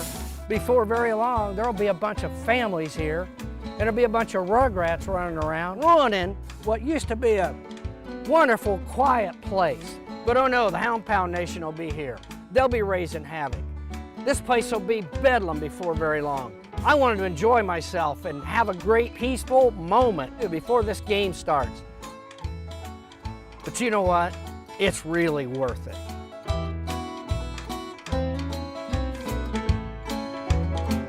Go Hounds! Tonight's UIndy broadcast is brought to you by Free Enterprise System, the official travel agency for Greyhound Athletics. Anything else is just a bus ride. By Prairie Farms, we are Indiana's dairy. By Indiana Members Credit Union, proudly supporting UIndy athletics and offering a free UIndy debit card. Show your school spirit and get yours at imcu.com. By Gordon Flesh, technology that works, people who perform. Please visit us at gflesh.com. By Aqua Systems, helping people improve their water since 1959 and a proud sponsor of the UIndy Greyhounds. And by the Ray Skillman Auto Group. Go to rayskillman.com for your best deals. Once we get to early November, that tends to be the overlap time of year on any athletic campus in terms of football season blending into basketball season, other fall sports and other winter sports as well. But that overlap maybe has never applied to anyone as recently on this campus as it did to a guy who played both sports at the University of Indianapolis, and these days is back on campus as the men's basketball coach. That would be Paul Casaro, who was kind enough to join us here at halftime. 31-7 UIndy leading in football. And before we talk about your basketball team and the maniacal week that you just finished, when you're here at Key Stadium on a day like this, what memories of your playing days as a football player come back to your mind? Several. I'll be honest with you, this is the first time I've ever been up in the press box, so it's my first time seeing it from this view. Yeah. But it's awesome. I've actually managed to be able to make every home game this year, and that's been a joy for me being back as a basketball coach. Is, on Saturdays I know what I'm doing. I'm going to be here at Key Stadium watching, and to see how this place has grown. And from the press box I can just see the tailgate lot over there. And I remember back when Coach Bart took over and really got this thing rolling, that was about 2/3 full, and it's full every single weekend now. We're getting great crowds. Coach Keevers is doing a great job carrying on what Coach Bart started, and they're going to keep winning, and I love coming to watch. From a crowd standpoint, you actually get to have them this year for basketball. You played in front of some big ones. In fact, 14,000 strong in a game you played at on Thursday. But looking back at what you were able to accomplish in terms of at least playing a season last year, what was that experience like for you? It was a really good first year. There was a lot of changes last year with Stan leaving, and only 6 players remained from the previous season, and only 17 returning points per game, of 82. So we had a complete rebuild in terms of staff, players, and stuff. So just being able to play the games, even if we didn't have fans, was a big deal for us. Just to get to know each other, but especially the way we finished. We had a great season, 11-5 in our last 16 games, beat the number 2 team in the country. So, but this year, being able to have fans, our guys are really juiced. These exhibitions this week were a lot of fun, and we're really excited to finally get some home fans for the first time. Again, Ray Skillman Automotive Group sponsoring our halftime show. Hounds in football leading William Jewell 31-7. We have a couple of great coaches kind enough to join us at halftime. We'll get to Holly Cox coming up here in a matter of moments. Paul Casaro talking men's basketball with us. So we've talked around it. Let's walk everybody through it. As a Division II or even Division III NAIA program, you can play a number of exhibition games. You decided to fit in 3 in the span of 5 or 6 days. If you're a Division I coach, you would be ridiculed for trying to play Ohio State, Purdue, and Butler in such a short amount of time. But at the Division II level, you raise little funds, you test your team, and you use that in terms of recruiting, in terms of the atmosphere and audience you get to play in front of. Now that you can look at in the rearview mirror, what was this week like for you? It was a lot of fun. Those atmospheres are big-time venues, something that, the kids will never forget. But more than anything, I got to see how my guys would respond. And if anybody that followed, we really attacked these guys. The first half of Ohio State, we hung with them the whole way. It was a 6-7 point game, and that was our first time playing. But for 40 minutes, we gave the number 7 team in the country everything they wanted. And Coach Painter had some really high praise of our players after that game, and that was a lot of fun. And then, last night it was a dogfight, no pun intended, between us and Butler. And, I felt like we could have got it. We didn't have a couple starters play with us, but I'm really proud of our guys, and I think we're ready to start the season. My guess is you're going to have a few alumni from, say, the pre-'80s days or up to about the mid-'80s that is going to start flooding your inbox with references to the old Indiana Central Butler days in terms of those schools playing each other on a regular basis, given how close that game at Hinkle was last night. I've already had 5 or 6 this morning. Actually, a couple, 2 or 3 UIndy and actually a couple Butler guys said, hey, we'd like to see this on a yearly basis. How tough, and let's face it, in your days even as a player, when Stan was here, UIndy got a few of those games in terms of the exhibition games. I think about wins at Tennessee, Indiana State, other teams over the years. Clearly you got a great schedule. Is it tough for you to get those exhibition games because of how good your program has become? It is hard. Everybody's like, I don't know. We want a guaranteed win, right? Because of the precedent we set. You don't go into any game just saying, hey, we're going to play. We're going to go to win, and they know what might happen. Just best what Stan had set here, but a lot of those exhibitions are built on relationships too. And fortunately myself and I have 2 great assistants that know a lot of people, so hopefully we can continue to get them. But when we do get them, we're going to go at them to win the game. By the way, that one of those assistants from last night would be Roosevelt Jones, great basketball player at Butler. I know last night was a big night for him at Hinkle. So now the record goes to 0-0. You get a couple of home games here to start next weekend at Nickerson Hall. Friday against Lake Erie, Saturday or Sunday against always outstanding Grand Valley. Just give me kind of a quick thumbnail sketch of what the next few weeks looks like for your team. We opened our first 5 games at home. Excited to have fans in the stands on Friday versus Lake Erie, and then again on Sunday versus Grand Valley. Region games to start, so they're big games to start in terms of region rankings at the end of the year to get in the NCAA tournament. So we're just ready to play, and hopefully we can transition a great week this past week and transition it into regular season play. Well, I don't see any black eyes or bruises on your face after the fight you had this week. You survived it well. Good to see you as always, buddy. Thanks, Greg. Best of luck next weekend. Yep. Paul Casara, again, he is the men's basketball coach here at the University of Indianapolis. While he is talking about the start of his season, the fall sports are all angling towards the postseason, and that is the case for both men's and women's soccer. And women's head coach Holly Cox will join us next after this quick timeout. Again, at halftime of this football game, Hounds in control of it. They lead William Jewell by a score of 31-7. Stay tuned. More of the Ray Skillman Automotive Group halftime show comes your way next here on the ISC Sports Network. This global pandemic has challenged us all. No one is immune to the profound effect that it has had on our lives and our livelihoods. This pandemic has brought many things into a clearer focus. We thrive best when in community. We treasure our freedom. We have much more that we want to see and do. There's still so much more left to experience together. Looking for Indy's best barbecue? Swing by City Barbecue. Our barbecue is smoked the way it should be, low and slow over local hickory wood. Our teammates whip up our classic barbecue sides and mouth-watering desserts from scratch every day, too. When you think about it, barbecue's perfect for any occasion. Tonight's family dinner, Friday's office lunch, next weekend's tailgate, or your next fancy event. Check us out at our 6 Indy area locations and learn more at citybbq.com. Meet Zach. Day and night, rain or shine, even just out for a spin, Zach gets around. But we know Zach, and at Indiana Members Credit Union, we know he's been saving up to trade up. IMCU is here to help Zach and you drive your dream. Now get financing as low as 1.99% APR on a new or used vehicle. Today, it's all about Zach. Tomorrow, it's all about you. Because at IMCU, it's you that matters. We are back at halftime here at Key Stadium on this Senior Day home finale. UIndy, 31-7 lead over William Jewell at halftime. Dave Burton will rejoin in a matter of moments, but we go from one great coach to another. Again, from talking about the men's basketball team to the very successful women's soccer program. My good friend Holly Cox stopping by for a quick convo. It is good to see you as always, Coach. How you doing? I'm doing great, Greg. It's nice to see you too. And you guys have a big game tomorrow. You are here at Key Stadium at noon for a GLVC quarterfinal, and you and I were talking about it from a kind of a conference seeding standpoint, from a region ranking standpoint. Tomorrow's game is awfully important for your team. It's a huge game. I mean, it's always nice to play at home, In-state rivalry with Southern Indiana. Yep. Beat them in season, so obviously they're going to be out to try and get one on us for conference play.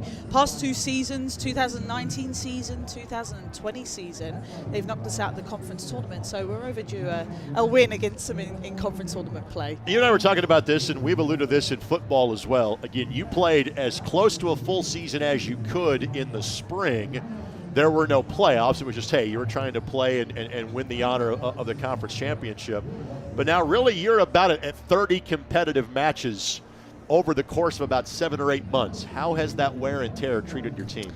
It's been tough. It really has been. I mean, you know, you leave spring off of a competitive season, and then you go into summer, and they've got to have a break. They have to have a break. But yet summer's so important for us in preparation for our fall season. So, you know, we're seeing now more at the end of season, a couple of niggles, a couple of injuries, a couple of, you know, players wearing down, but we're battling through. It's always fun to be playing for something. I almost feel like you can get a little bit more out of players when, you know, you're playing for postseason play, you're playing for NCAA play as well. Well, you made a deep NCAA tournament run the last time there was an NCAA tournament, which was 2 years ago. How many of your players now were a part of that group a couple of seasons ago? Yeah, I mean, we lost one senior class last year with only 4 seniors last year, and 2 of them actually ended up returning, Dana Youssef and Taylor Peck. So, you know, we're a team that have experience in the NCAA, which, you know, getting the result tomorrow is huge in moving forward for NCAA postseason play. But hopefully once we get there, and I say hopefully, when we get there, I should say. There you go. We've got experience. We've been there before. Well, you referenced Donna. I hear 2-time GLVC Defensive Player of the Year, correct? Tell me about her. Yeah, fantastic. I mean, you know, she's pretty much put her life on hold going back to Germany to med school to play one more season. Wow. So we really appreciate that. You know, it's really deserving. She's one of our most competitive and committed players in the program. And I always say to my senior groups, you know, leave the program better than when you joined it. And that class have for sure done that. You have basically done that incrementally over several years, where the program has gotten just a little bit better every year. How have you been able to do that? I mean, it's our goal, right? You know, you always want to do better than seasons before. And here at UIndy, we're set up for success. It's just getting the job done on the field. And when you do it, it builds confidence. Players have confidence. We keep our same game plan. We make sure our ladies come in shape. We make sure we're a team that can battle and grind. And, you know, I have a great staff as well that recruit great players that can come into the GLVC and make an impact right away. It's been fun. Well, you've done a great job. You've always done it with a smile. Good to see you. Congratulations on what you've done so far. I know tomorrow's a big one. Best of luck in getting the result tomorrow afternoon. Thank you so much, Greg. You got Holly Cox again, the women's soccer coach. Again, it is a women's and men's soccer doubleheader. Women's team at noon has USI in the 4-5 game.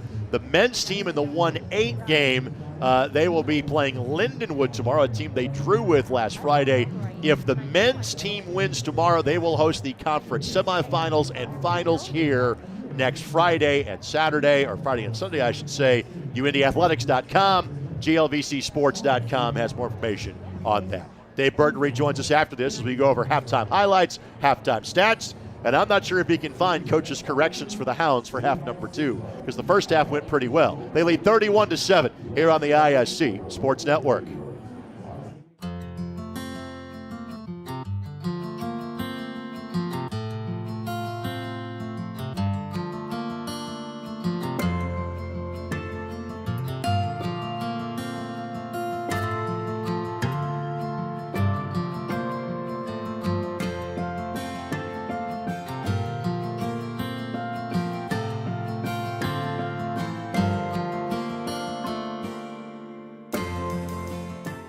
This global pandemic has challenged us all.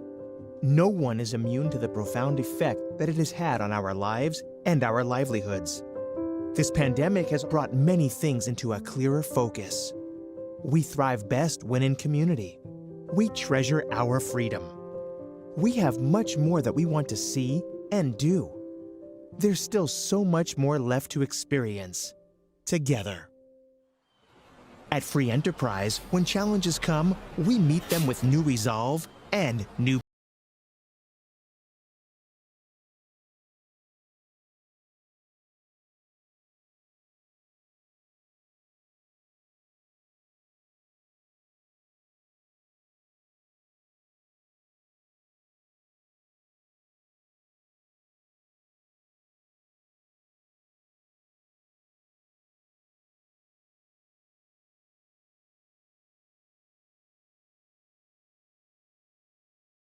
cleaning and sanitary practices, we've implemented extra precautionary measures, including a new monofoil electrostatic spraying system.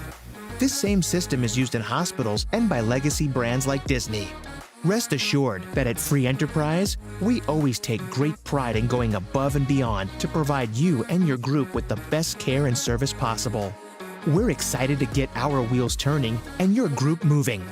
Reach out to our Free Enterprise team and book your group's charter today.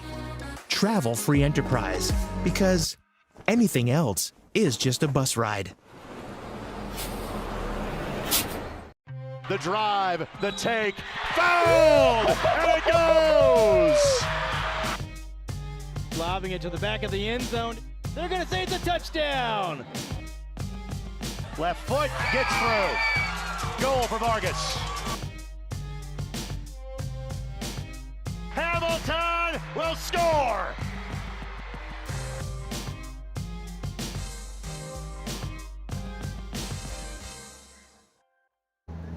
On this sun-splashed Saturday afternoon at Key Stadium. Welcome back on the ISC Sports Network. Greg Rakestraw, Dave Burton. Now, you had 20 minutes off. You need some warm-up tosses, or are you good to go? I'm good to go. You'll be all right? I'm ready to go. All right, so with that, let's get on with the rest of the halftime show. Let's start with our halftime stats that is presented by our friends at the Free Enterprise System. And again, you name the yardage, UIndy was able to pick it up.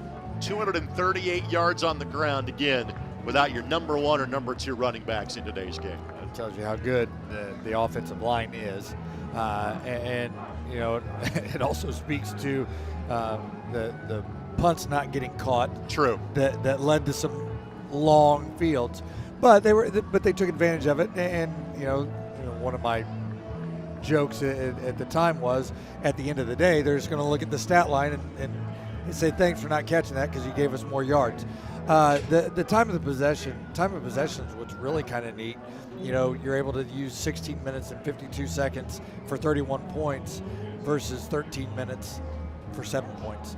So, you know, UIndy's doing exactly what we talked about you need to do against a team that hasn't won, is take care of business.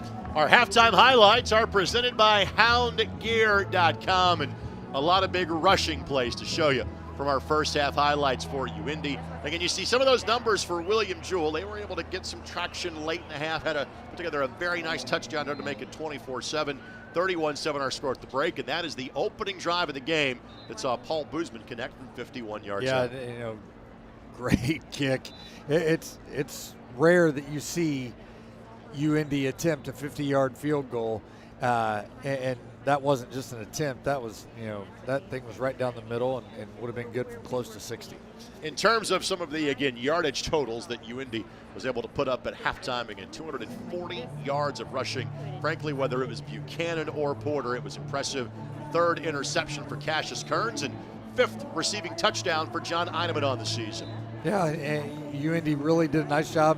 Bryce Stankham spread the ball around. Eineman, obviously, kind of came to the forefront as a favorite target, but they were able to consistently move the ball. Here we're seeing the replay of the reverse that William Jewell ran. It was a really nice play, really good play design. And this was by far Stankham's best. I don't have any bad throws, but again, that was a 58-yard completion, and that was 35 yards on the nose in terms of where that ball needed to be to find Jeremiah Lee. Yeah, perfect, not just perfect distance hitting the receiver in stride, perfect trajectory to get it over the defenders and into the receiver's arms. Heck of a throw right there. Porter finished with just under 100 yards rushing himself in the half. Buchanan, 147 yards rushing and 2 touchdowns. Again, the two combined for just shy of 240 yards rushing. Coaches' corrections brought to us by Gordon Flesh. All right, what are you correcting for 31-7 if you're UIndy? Obviously, there's not a whole lot to correct. I think what you do versus make corrections is talk about what types of things we've got to do to improve and put ourselves in position to win next week as well. So I think a lot of what we're going to see here is, are we doing the little things that we have to do to beat Truman next week? Again, that's the big game for UIndy. Because it likely determines who gets to play an additional game, who gets one more game Again, the NCAA playoffs will not happen for UIndy this year. And in the 9 years in which they have been in the GLBC where the playoffs have been contested, this will be just the third time they have missed said playoffs. But there is a bowl game, the America's Crossroads Bowl, that takes place at the Brickyard Stadium in Hobart. It is the best team from the GLBC that doesn't make the postseason versus the best team in the GMAC that doesn't make the postseason. If UIndy can win that game, good chance that team is them. December the 4th, the Saturday after Thanksgiving. We'll have it for you on the ISC Sports Network. We'll take this quick timeout. We'll come back with third quarter action. Hounds will have the football. They lead 31-7 here on the ISC Sports Network. Tonight's UIndy broadcast is brought to you by Free Enterprise System, the official travel agency for Greyhound Athletics. Anything else is just a bus ride. By Prairie Farms, we are Indiana's dairy. By Indiana Members Credit Union, proudly supporting UIndy athletics and offering a free UIndy debit card. Show your school spirit and get yours at imcu.com. By Gordon Flesh, technology that works, people who perform. Please visit us at gflesh.com. By Aqua Systems, helping people improve their water since 1959 and a proud sponsor of the UIndy Greyhounds. And by the Ray Skillman Auto Group. Go to rayskillman.com for your best deals. At Aqua Systems, we believe in one simple idea, that it should be easy to get great water. That's why we provide a hassle-free sales process with money-back guarantees and the best warranties anywhere, all on equipment made in the USA. In fact, at Aqua Systems, we make it so easy to fix your home's water that 9 out of 10 people who shop with us buy from us. Contact Aqua Systems today. You'll love your water. Your life is on the go. Now your viewing habits can be on the go. With the ISC Sports Network app, your team is at your fingertips. You can download years' worth of content from the ISC Sports Network library. High school, college, special events, weekly and monthly shows, wherever you find your favorite app. And you can always find out more information at iscsportsnetwork.com. Final half of home football this season for the University of Indianapolis. William Jewell, the opponent today, 31-7. UIndy is in front.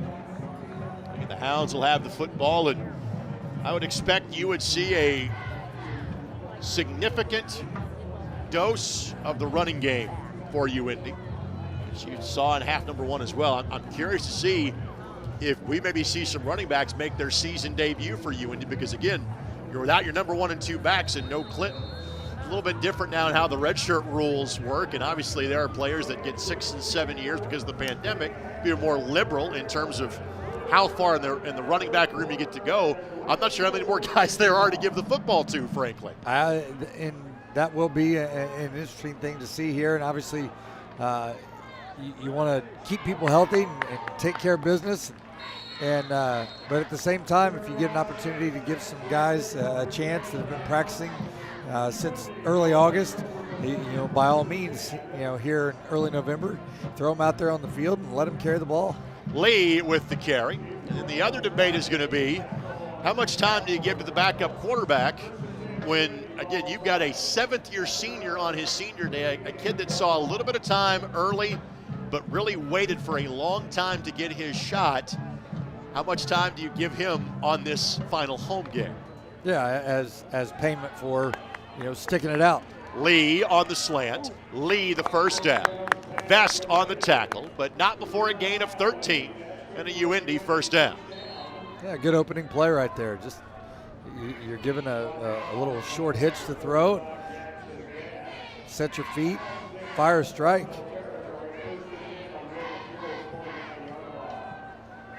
13-yard pickup. Lee has 6 catches. All the passes have gone to either Lee or Eineman today. They each have 6 catches on the contest. Handoff goes to Buchanan, and that is one of the rare negative yardage plays for UIndy today. A loss of 2. Yeah, didn't the right side, we talked a little bit about William Jewell and that gap scheme blocking where they're going to block down from the right to the left, and then you pull a guard. Same thing happened there. Whether they ran a stunt, I didn't see, but there was no down blocking, and so even though Kendall Alexis is coming to pull and trap, there was nowhere for Jaquan Buchanan to go. Out in the flat, a new receiver has the ball. That's a gain of 5. That is McNeilis. We have sung his praises as a blocking tight end. Gets to make the reception there, picks up 5, and it sets up 3rd down. Yeah, just releases out into the flat. You've got Eineman running a vertical route, and he tries to hold the cornerback inside, and then you use Kevin McNeilis to flank him. That's exactly what happened there, and Bryce got the ball to him for a 5-yard gain. McNeilis, his 11th grab of the season, for the redshirt sophomore from Bishop Chatard. 3rd down. Blitz coming. Hounds pick it up. Lee's got it down the middle of the field. Foot race to the end zone. He wins it. Touchdown. Jewell really for the first time today sold on the blitz. They didn't get home. There was nobody in the back end to make the play. Touchdown toss of 47 yards. Yeah, nice job there. Bryce Stankham stands in the pocket, sees the blitz coming, stands and delivers. And just make it a foot race. Stankham with his 2nd touchdown toss of the day, his 18th of the season. 18 touchdowns to 4 interceptions for a young man now over 2,000 yards passing on the year. Boozman's extra point try, no problem. Well, after the quick touchdown to start the half, we'll keep it right here. Today's game presented in part by Prairie Farms. Have you tried a Prairie Farms milk snack? Delicious chocolate cake bars filled with real milk cream and covered in chocolate. They're made with no preservatives or artificial colors, perfect as an anytime, anywhere snack. You can find them in the dairy section. Visit the website, prairiefarms.com/milksnacks. Enter to win a free 4-pack. Dedicated farmers, happy cows, real milk. That's been the Prairie Farms way for over 80 years. Prairie Farms is Indiana's farmer-owned dairy.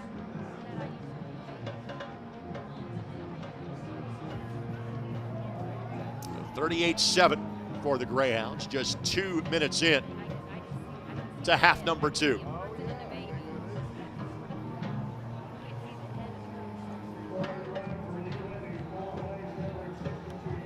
Boozman on to boot this ball away. By the way, I did a helmet count at halftime. 49 for William Jewell. So our estimates were slightly off. But still, a rather paltry travel roster.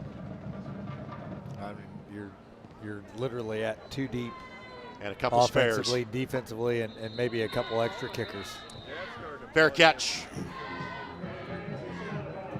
So Jewell once again will start this at the 25-yard line. Also did some more research in terms of famous alums of William Jewell. Want me to start throwing a couple at you? Yeah, let's go. I referenced Kansas State. Bill Snyder is an alumnus of William Jewell. Now, this may not be a famous person, but I know who this is. J.D. Gravina, very successful women's basketball coach at Quincy, down Western Illinois. Harris looking to throw, looking for the deep ball, and it's going to be intercepted. Second interception for Kearns of the day. His 4th of the season. Played that one perfectly.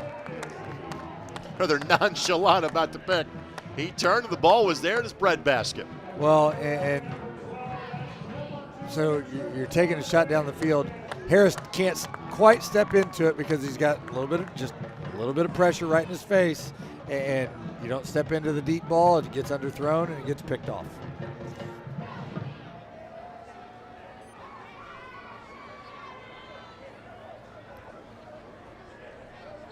Lacey, Lee, and Bentley, the 3 receivers here for UIndy. They'll motion Lee across the formation. Handoff goes to Buchanan. Follows his blockers. He'll be taken down after a gain of 3, and he took a heck of a shot at the end of that play. Right to the Yeah, he's going to get a playoff. Yep. Yeah. I think against that's football. Yeah. But he took a wallop as he was going down. Yeah, that was all about the timing of the hit as well. Training staff immediately over to look at Jaquan. I'll show it to you here quickly. UIndy is lining up for the next play, but it just got popped. Racecom and as Buick he's GMC. getting hit, he's got arms around his legs as well. Handoff goes to Porter. He too will lose a couple, and clearly William Jewell is selling out a lot more to stop the run here to start half number 2. And our question is, just how deep is your backfield at this point? Because you've only had 4 running backs carry the football all season long, and 2 of them are not in uniform today. And one of the 2 just got hurt. Yep. One of the 4 is limping on the sideline noticeably. Blitz coming, and Stankham is dropped. First sack of the game for William Jewell, and UIndy will punt the football away. Stankham goes to the turf. Sacked that time by Jakari Lewis, senior for William Jewell. Nobody blocked him.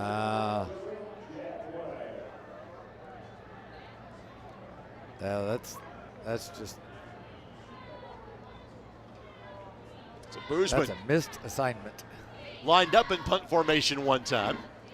A timeout was called. He then talked his way into attempting a 51-yard field goal, which he would make. This punt is a fantastic one.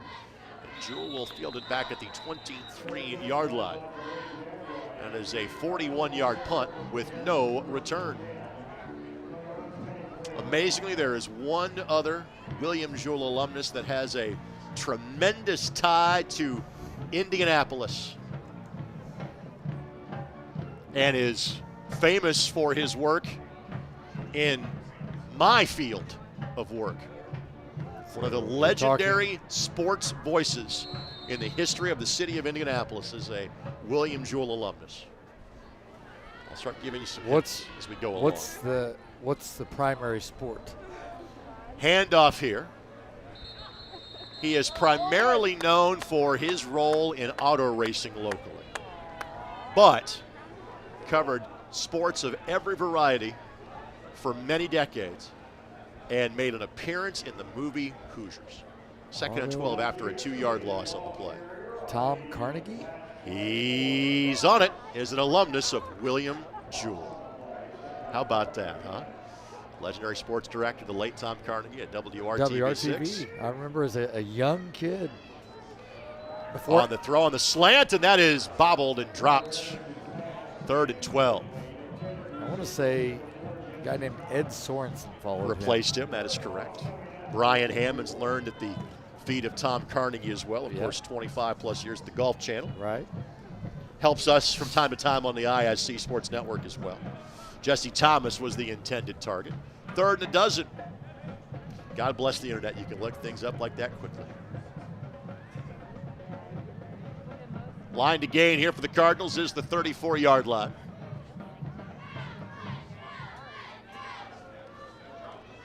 Out in the flat, catch is made. Jagway makes a defender miss. Gives up some ground and should get the first down. You love to see that from the William Jewell perspective. That's fantastic effort there by Jagway. Got 12 yards and a first down. He's running a curl, makes the catch, ducks the tackle from Guerriere, and then just flat runs away from Gabe Collins-Green and Trayvon Hall to pick up the first down. That's fantastic individual effort. You're right there. 0-9 and down 31, and you're still giving that level of effort. That deserves a lot of respect right there. And that's one of the things. That's one of the guys that you're hoping to use as an example. Jagway makes the catch this time. It steps out of bounds after a gain of 4 or 5 as Harris had to get rid of that ball quickly because of the oncoming blitz. Clock will roll here. Jagway, the leading receiver on the season, coming into today's game. 48 catches on the year and has been a frequent target this afternoon. Again, blitz coming. Running through the blitz gain of about 3. Great job of Gary there. As he's blitzing, he catches the running back and gets a piece of him and then just hangs on. He's just hanging on, waiting for help to come. Benoit has been the primary ball carrier today. That was Yancey on the carry. And it sets up 3rd down and call it 3.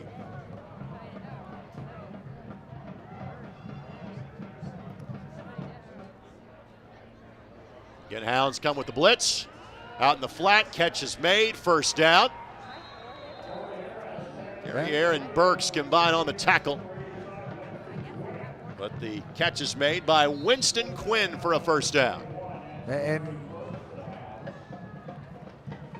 the Cardinals are getting themselves in a little bit of rhythm here. They anticipated that blitz and dialed up a play call that allowed the quarterback a little mesh, slows down the eyes of the rushers a little bit, and then he's out of it, and he's got a quick safety valve to drop the ball off to. Again, throwing a deep ball, but well overthrown. Double coverage there for UIndy. And again, it's been the short passing game that has been successful for Jewell. They have found some 5 and 10 and 15-yard gains, but having time to throw deep and running the football, it's not been there for the Cardinals today. No, it really hasn't. They've hit a couple of deeper routes on the short side of the field to the outside because he doesn't have to hold it as long. But to throw that ball deep down the middle where he's got to stand in there, he just doesn't have time. Again, here comes the blitz. Out in the flat, Bain couldn't get there in time. Jagway with the catch.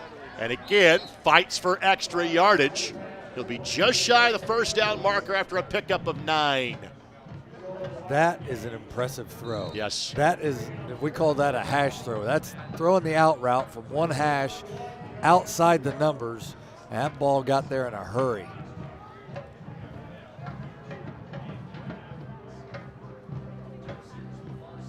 So 30 yard. So we're at the halfway point of quarter number 3. Outcome of this game is not in doubt, but William Jewell continues the fight. It's senior day. We'll see how many seniors get time over the last few minutes here for UIndy. Again, throwing for Jagway, and incomplete pass, and that time any contact was initiated by the wide receiver, not by the defensive back. And clearly William Jewell in this scenario will go for it. 4th and 1 at the Greyhound 45-yard line. He never even looked for the ball. He may be gassed from what he has done on this drive as he's going right to the sidelines right now. But it was like, I don't think he knew the ball was coming his direction. So bunch formation here for William Jewell. Need to get the football to the 44. 8-man box for UIndy. They'll hand it off, and Benoit will not get close. Again, the passing game has had some success. The running game has just been a struggle. Little extracurriculars at the end of the play, but no flags being thrown. Loss of 2. Hounds will take over at their own 47-yard line. Jagway's still on the sideline over there. Not even inside the players. He exhausted what he had to break free on a couple of catches on that drive.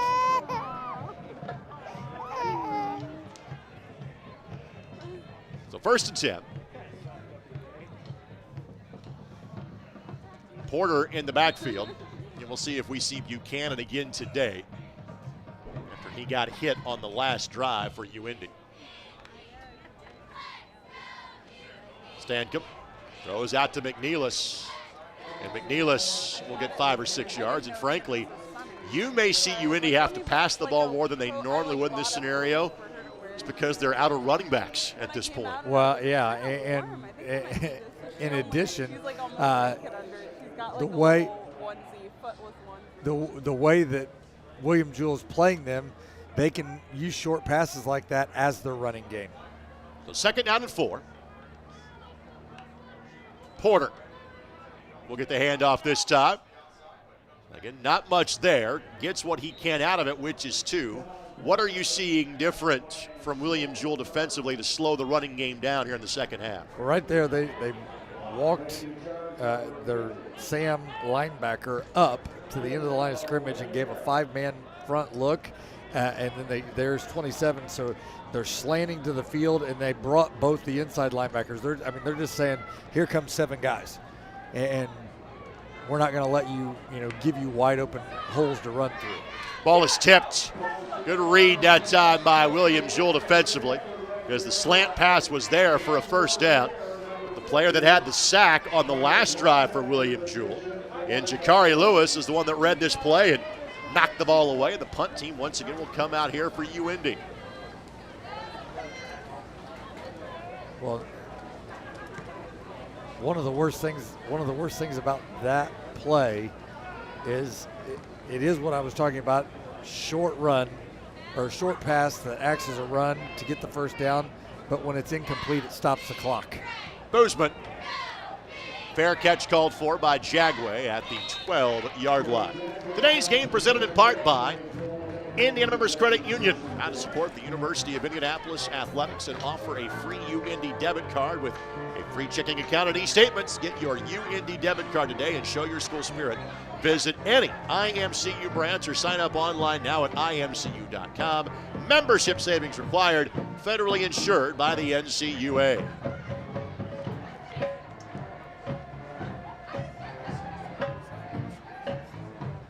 .605 left to go here in quarter number 3.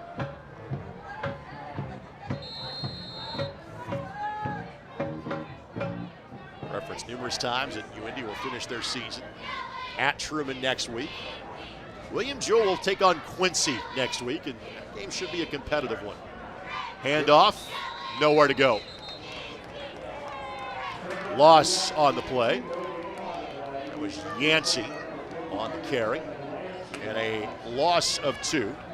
Tackle for UIndy made by Bryce Edwards, the 5th-year senior from the state of Missouri. Yeah, and you saw down there at the bottom of the pile, too, number 52, Evan Lance. Right now, a total of 25 yards rushing so far for William Jewell.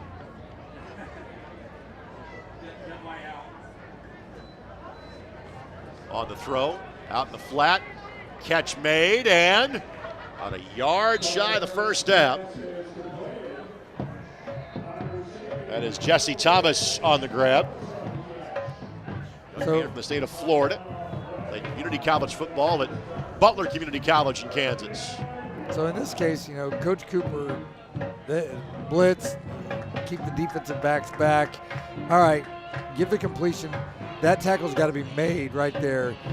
You can see Cassius Kearns slip a little bit, and what should have been 4 yards turned into 9 yards.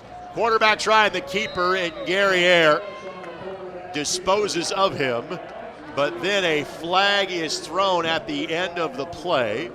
And let's see if that is for somebody doing some talking, so I'm not sure which way. It's not a late hit.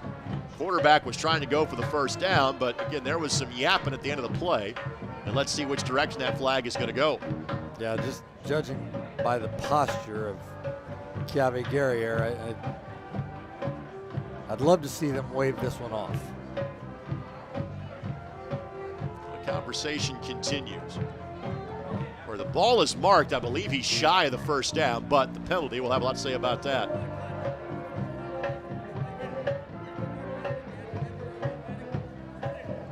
Well, it is going to be 15 yards against UIndy. Was there an extra shove at the end of the play? Well, I heard number 45. Right. And he chucked Chiave.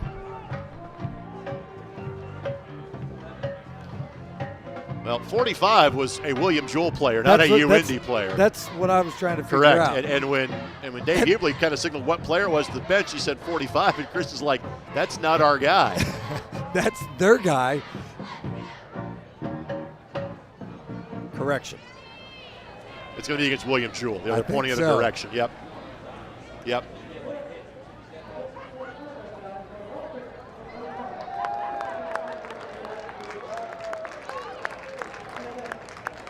So in other words, a player that was on the bench made contact with the player whose momentum carried him into the William Jewell bench, which was Guerriere, because it was laying on the quarterback. It was right at the sideline, and he was a yard shy, and now The unsportsmanlike conduct also means the down counts. Right. So it's it's a fourth down right. from the 11-yard line.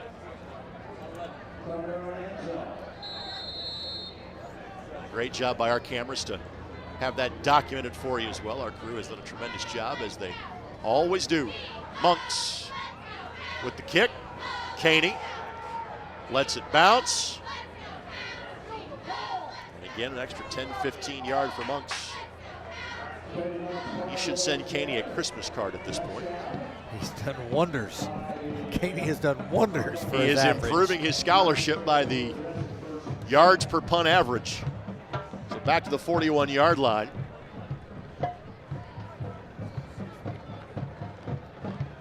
Stankham back out for at least one more drive. And again, I would think that he's going to get a little more leeway than you normally would in this scenario because of it being senior day.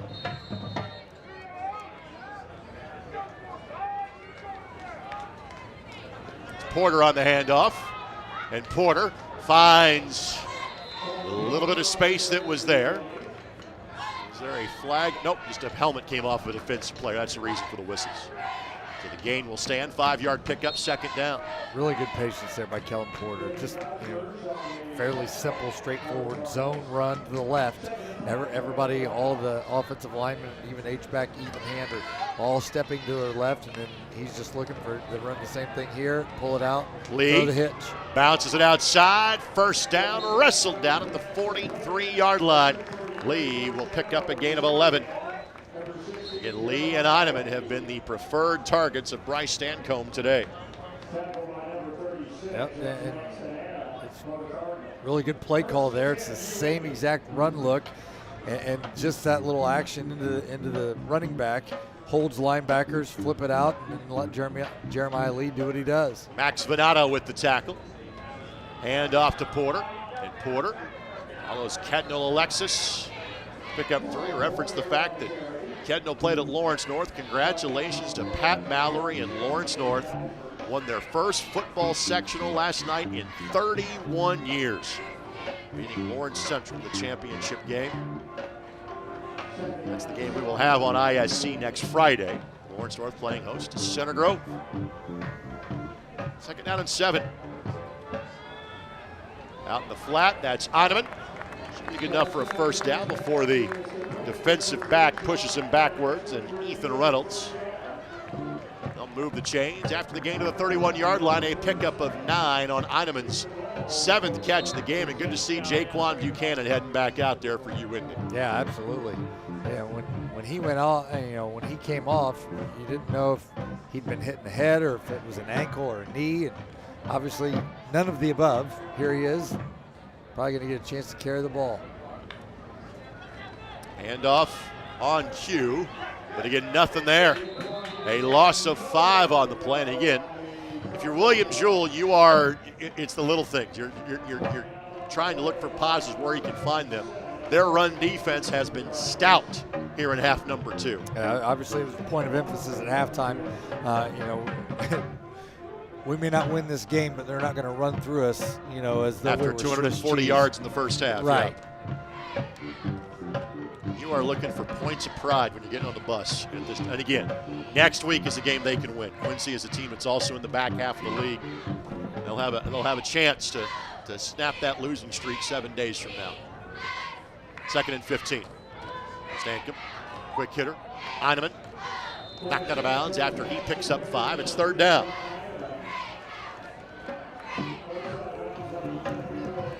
Cameron Walker makes the tackle.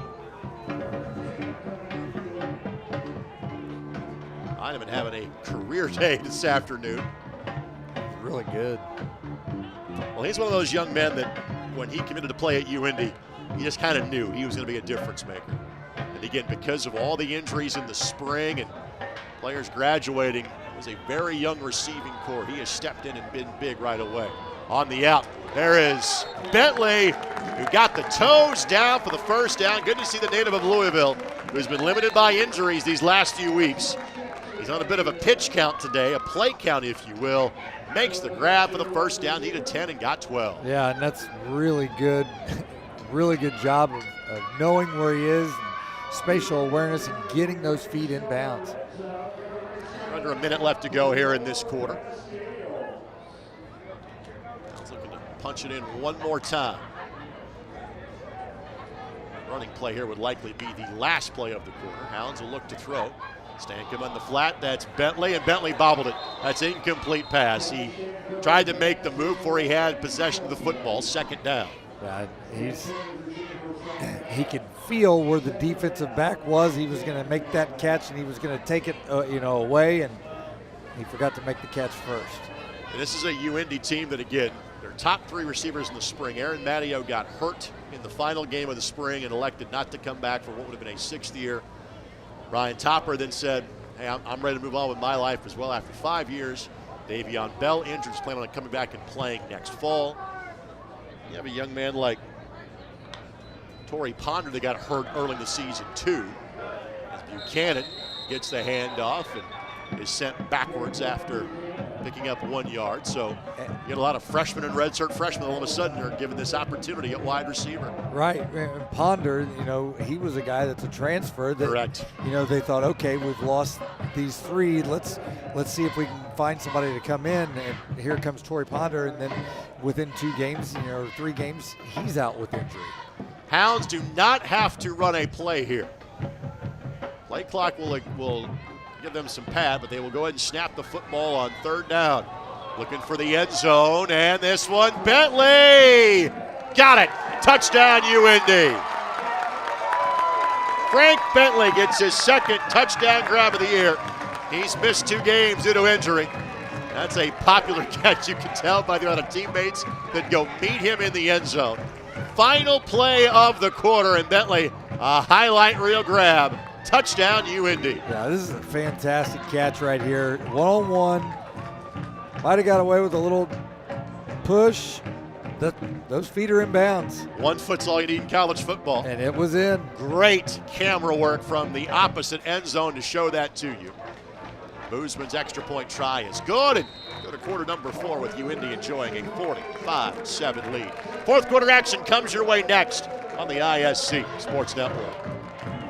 Racegum Buick GMC truck was just awarded GMC Dealer of the Year. Come see why. And drive away in a new Buick Encore for just $129 a month. Lease a new GMC Terrain for only $229 a month. Or get a 3rd row Acadia for as little as $229 a month. Get your next SUV from the GMC Dealer of the Year, Ray Skillman Buick GMC truck. 2 great locations, US 31 South or I-465 and East Washington Street, or RaySkillmanCars.com. Greg Rakestraw, Dave Burton with you here on the ISC Sports Network. Hello to everybody watching us statewide on Comcast Xfinity Cable Channel 81. See you watching on GLVC Sports Network and GLVCsports.com. UIndy has racked up 506 yards of offense. They have limited William Jewell to 24 yards rushing. 45-7, and one more look at the footwork of Louisville, Kentucky's Frank Bentley. And the side judge had the perfect view of it. And he even asked for the headline, hey, did you see the same thing I did? Yes, okay, touchdown. Boozman, the angled kick. Jewell did signal the fair catch before they made the play, so it'll be at the 25-yard line. But with the knowledge that they're doing the fair catch, I like what they did right there, because that gives Paul Boozman an opportunity to use some different kicks. Yep.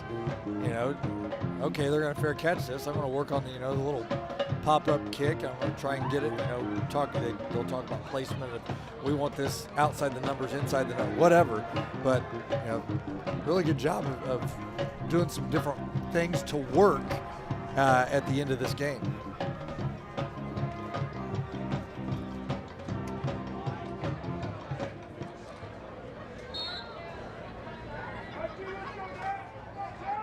Harris, 160 yards passing. Looking to throw, and catch could not be made. Threw it just behind his target. Thomas couldn't hang on to it. Sophomore from Olathe, Kansas. That's the Kansas side of the Kansas City suburbs. That's a catch you'd really like to see him make. It's a pretty good read as far as where the football should go. Could have got it a little bit further in front of him, but get those hands on it. Let's make that catch. Jewell on their way to 0-10. Here comes the blitz. Harris throws and is going to be holding. Brown had just enough of the jersey that's going to draw holding or pass interference. Yeah, with the ball being in the air. Yep. Long, who has the touchdown for William Jewell today. Drew said penalty. 15 yards and a first down for William Jewell. And for William Jewell, their 11th first down of the game. I think if he makes the break in front of Michael Brown, he probably has an opportunity to catch the ball. I don't know why he tried to restack on the outside of the safety there. That too high safety look, he just wants to try and bend it right in front of Michael Brown. I think that's what Harris read too. That's where he's trying to throw the football. Brown, the freshman from North Central High School. Really covering a lot of his games at North Central. Heck of a player. On the throw, there's a catch, and that's first down and yardage and more. To the 40-yard line, Burks will make the tackle, but a gain of 20 on the play for William Jewell. And there are pieces Mitchell here. Yep. There are definite pieces here with this William Jewell team. It's just getting all the pieces in place. But I think the Harris kid's a really nice quarterback.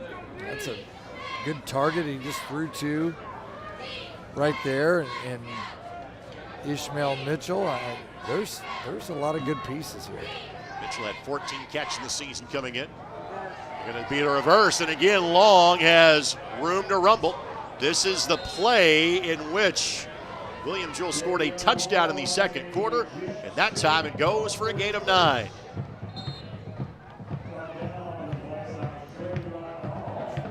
Yeah, I mean, everybody, offensive line and everybody is selling the stretch play to the left, and then you just flip it to the wide receiver coming back for the reverse.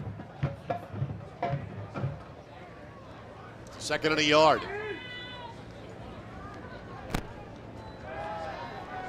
Looking for the end zone on this one. It has a man, and again, there's going to be enough of a bump there. It'll be 15 yards and a first down.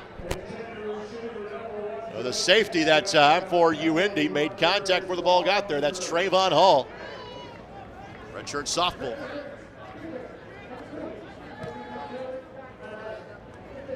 And if he turns and then makes contact, different story. If the contact comes because he's turned to look at the ball, but Correct. when his eyes are locked on the receiver and he runs into him, pretty easy call for that back judge back there. So the ball moved to the 16-yard line. William Jewell looking for their second touchdown of the game. And again, really credit to William Jewell. They have battled hard here in half number 2, even knowing the outcome has long since been determined.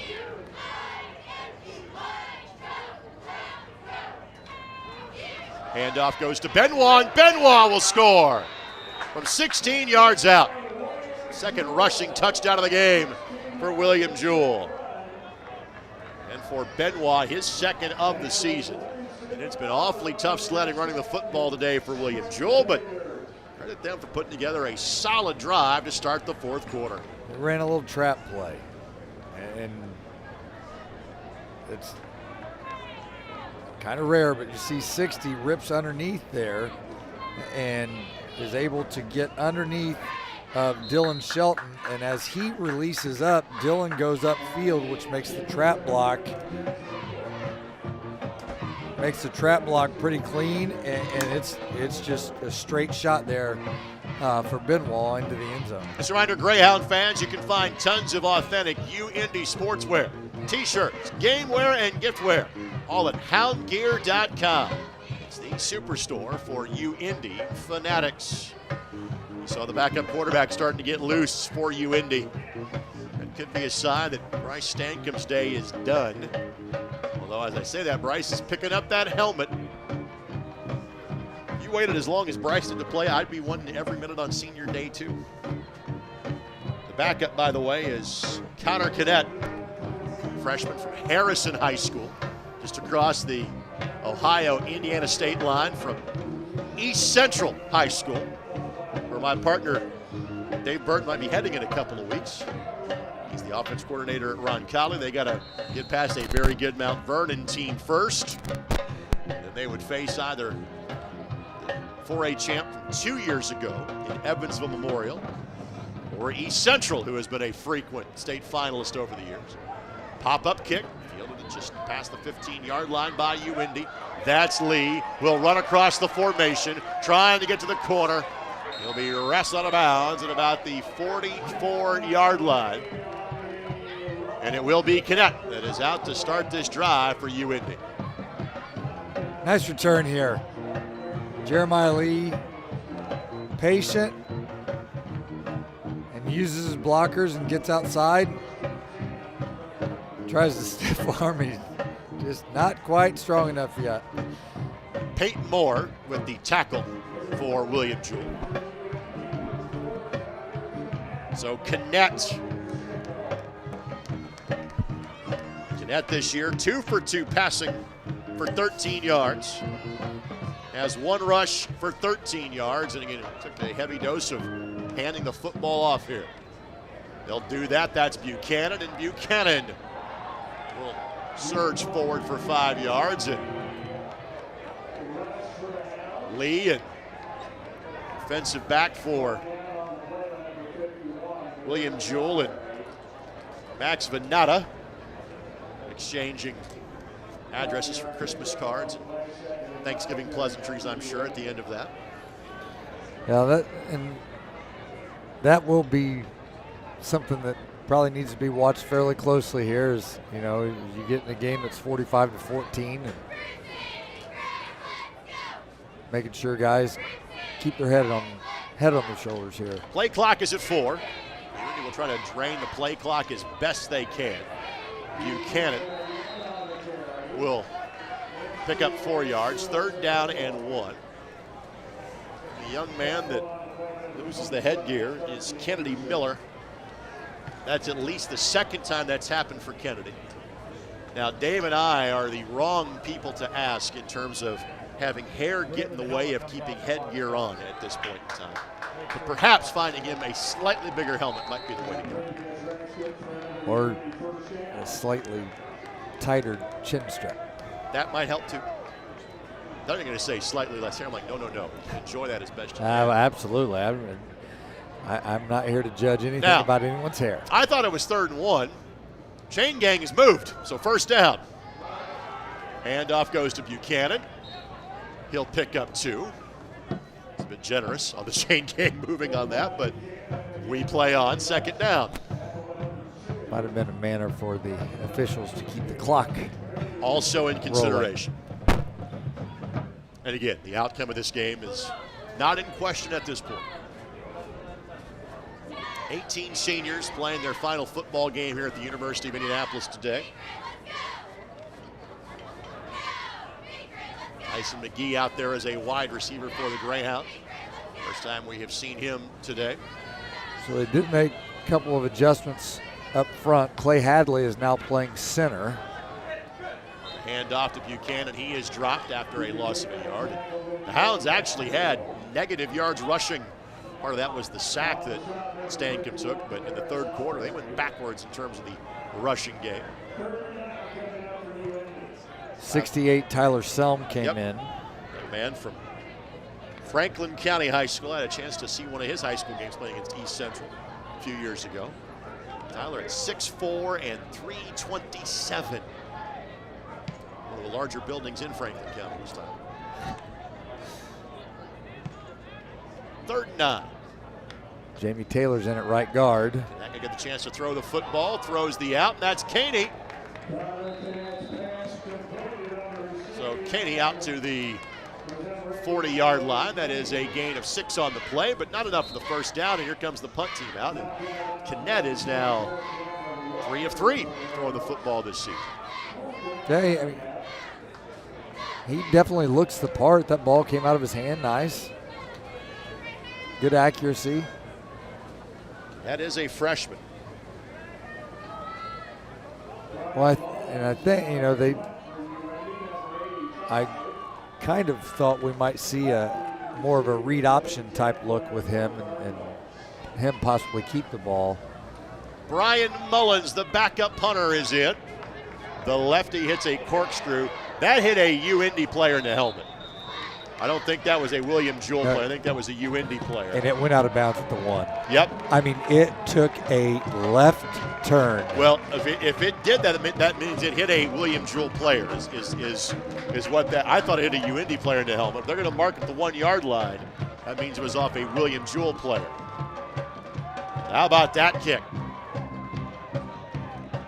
And the discussion taking place now is where the ball should be marked. Well, let's take a look here. I think they're trying to figure out, did it hit a white helmet or a silver helmet? And I thought it was a UIndy play. See if I'm right or wrong here. That's William Jewell. UIndy. I thought it hit the bottom one. They're going to mark it to 4. So, either way, yep. But still, to hit a helmet and then not travel into the end zone. Today's game presented in part by the Free Enterprise System, the official travel agency for Greyhound Athletics. The Free Enterprise System. Anything else is just a bus ride. And you'll start to see some of the twos mix in defensively now for UIndy. And they played Truman last year for the spring championship. They'll play Truman in Missouri next week, again likely for a bowl berth.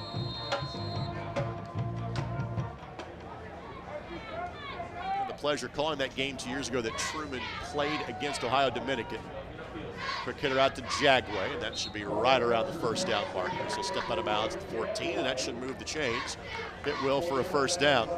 I can't tell you how seriously Truman took that bowl game 2 years ago. It was their first postseason game of any kind in 25 years, and they treated it like it was a big deal. Had a great crowd up there at Hobart.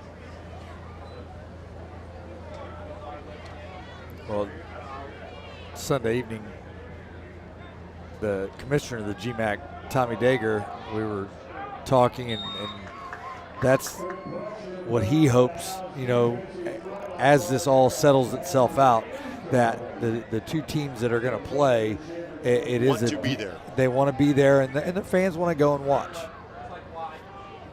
Tommy Dager, the commissioner of the GMAC, is of course an alumnus of the University of Indianapolis. Office based here in Indianapolis as well. Heck, Tommy is in the UIndy athletic calendar this year. Handoff goes. Not sure which back in the backfield got it. It is a gain of 2.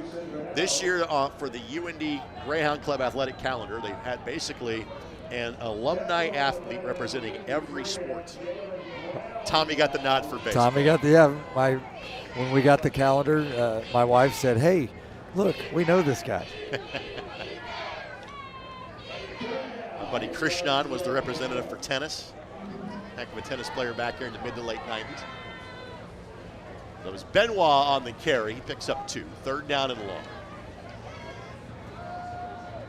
On the throw, and great catch made by Jagway. Hall thought he had it for a moment, just couldn't get his hands on it. And Jagway will pick up 14 yards and a William Jewell first down. That was really nice timing on the throw, and a really good throw on this curl route. He sees it, and you right there. That's great camera work. You can see him watch his eyes go from the flat read and the defender that takes the flat read immediately to the curl to the throw. That's really good work. You can see his head turn just a little bit right there, and I mean, good timing. Harris approaching 200 yards passing in today's game.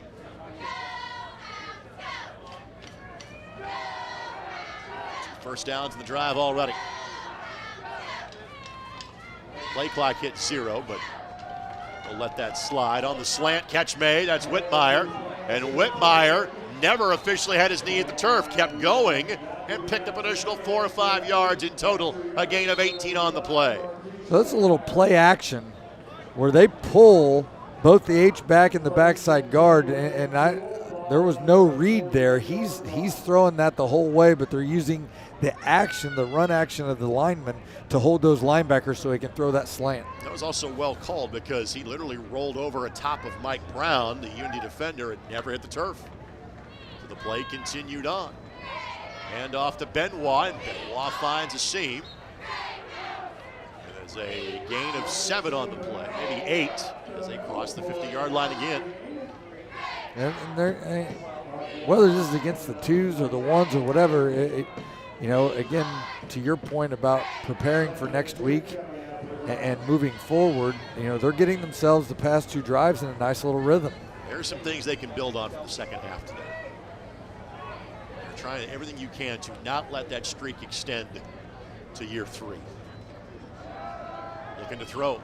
Throwing the deep ball into double coverage, and that's going to be intercepted by Burks.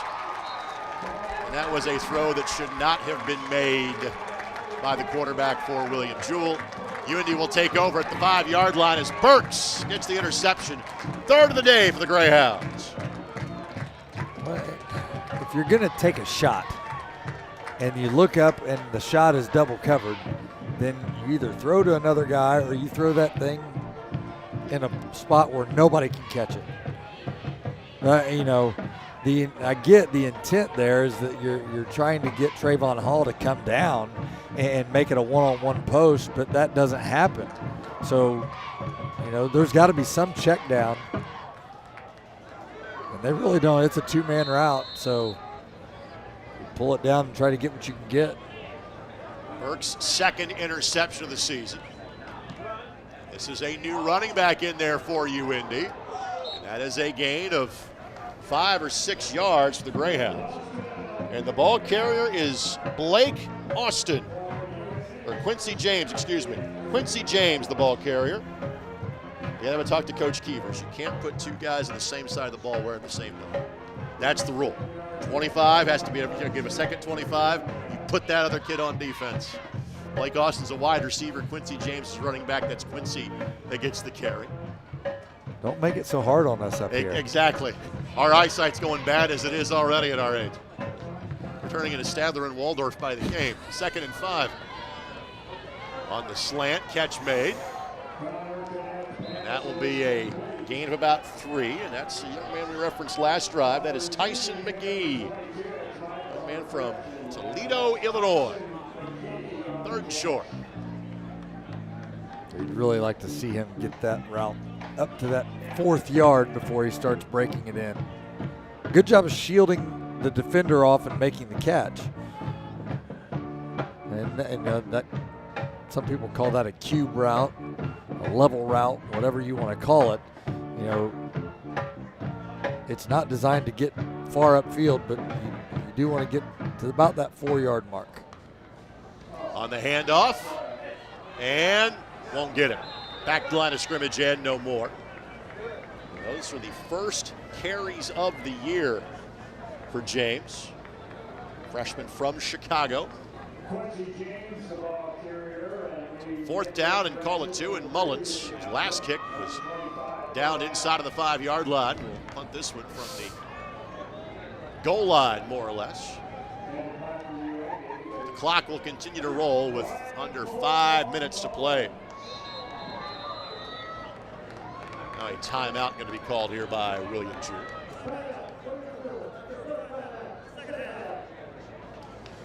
Today's game presented in part by The Gordon Flesh, business technology managed. Please visit us at gflesh.com.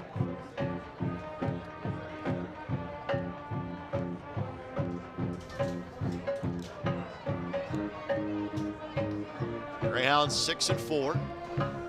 And this is the 2nd most losses they have sustained in a season since the GLVC was formed for football in 2012. Had 1 6-5 year, kind of 1 down year. Shows you how high the bar has been set in this program. So today's win clinches a winning record. They have never had a losing record since the GLVC was formed for football. Trying to play their way into at least a bowl game with a potential win next week.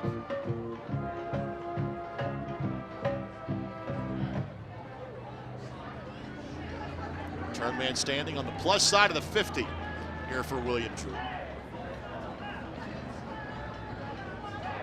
Mullins' kick, a good one. And Jagway will watch this one bounce. And Mullins trying to lay claim to the punting job next year, as this one goes all the way to the 18-yard line. That is a 68-yard kick. 69 on the other side for Bunks in the first half. Mullins with 68 on that one. But this one is crushed. As soon as this thing starts rolling, he's like, go, go, go, go, go. That's some for the brand love right That's there. That's right. Boy, put that on Barstool and send it to McAfee. He's busy talking to Aaron Rodgers these days. So 1st and 10 coming up for William Jewell at the 18-yard line. There's a controversial. Yeah, I was going to say, that's the last we'll bring up of that for this broadcast right there. Handoff. Yancey with a couple of yards, and then pop that time for UIndy.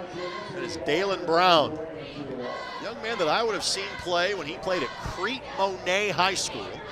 I had a chance to call their game against West Lafayette that was played at Ross-Ade Stadium 4 years ago. That's probably a pretty cool atmosphere. It was so the origin of that was Purdue played Ohio on a Friday night.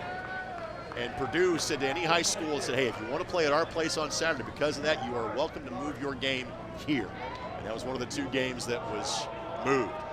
Down the sideline and dropped. It was underthrown, but getting his hands on it that time would have been Clay Schulte, I think. Jesse Thomas for William Jewell, and it's 3rd down.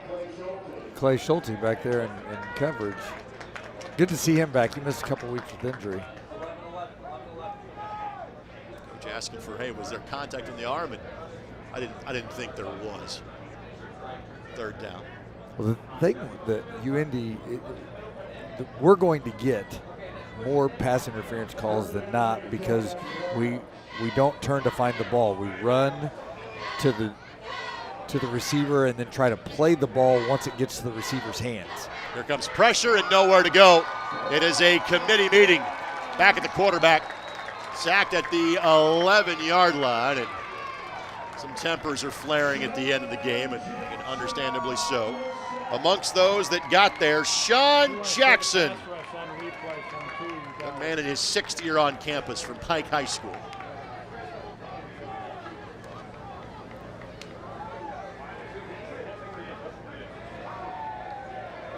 Jackson got there first.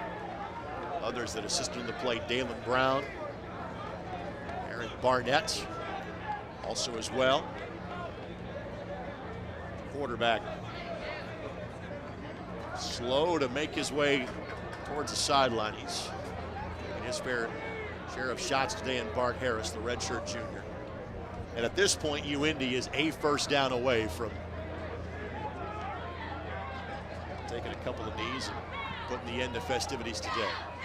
And this wobbler will not get to Caney, although he can pick it up if he chooses to, but it'll eventually die at the 32-yard line. Just a 20-yard kick. And again, move the chains one time. So all I got to do and end this one for UIndy. 69 yards, 20 yards. Average killer right there. The former punter here can do that math quickly, picking those things up. Wind may have been a factor. Wind wind's starting to pick up a little bit, which I know it's November, but when the wind comes out of the south, and it's going to be, if that means it's going to be warmer next week, I'm all for it.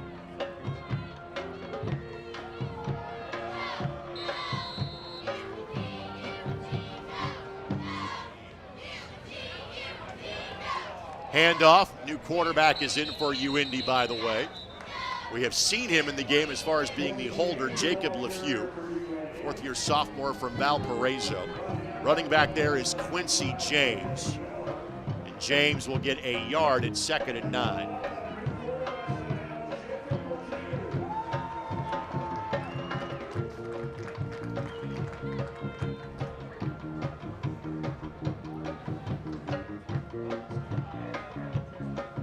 they're really working the clock right here. Trying to stretch this as long as they possibly can. With 2 minutes left to go.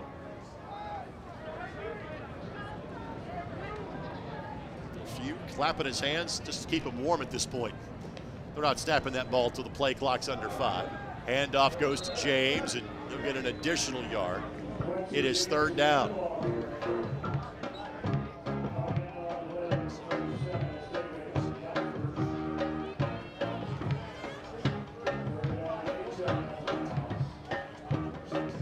So I think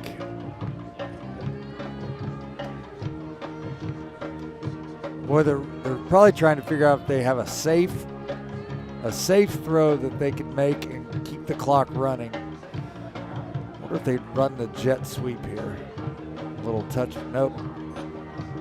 Clock is at 5. Take the handoff, LeFew on the keeper.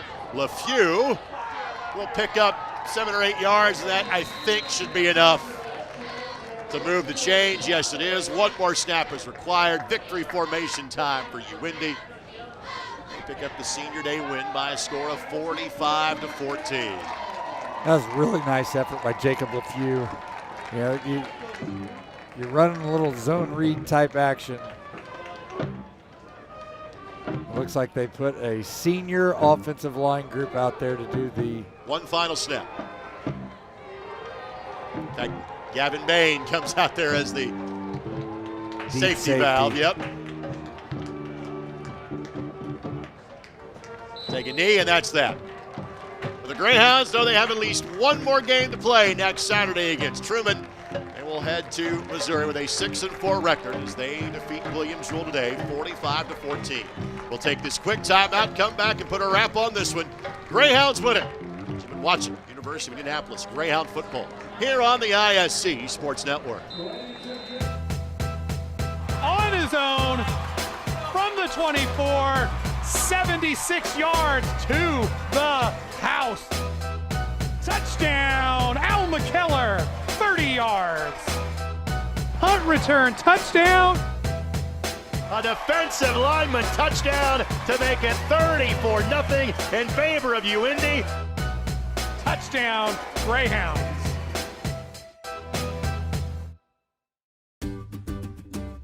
At Aqua Systems, we believe in one simple idea, that it should be easy to get great water. That's why we provide a hassle-free sales process with money-back guarantees and the best warranties anywhere, all on equipment made in the USA. In fact, at Aqua Systems, we make it so easy to fix your home's water that 9 out of 10 people who shop with us buy from us. Contact Aqua Systems today. You'll love your water.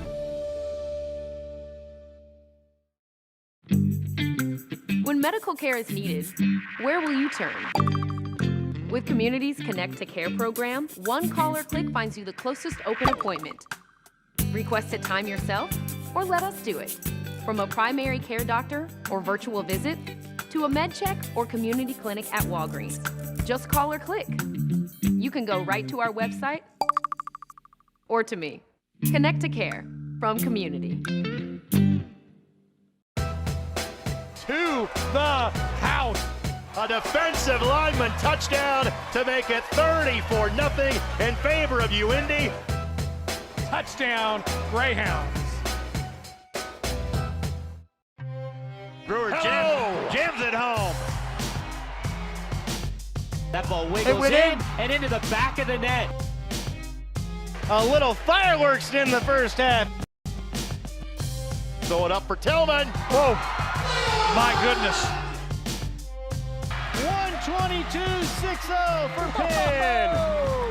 What a swim. 6 of them. Meet Chip.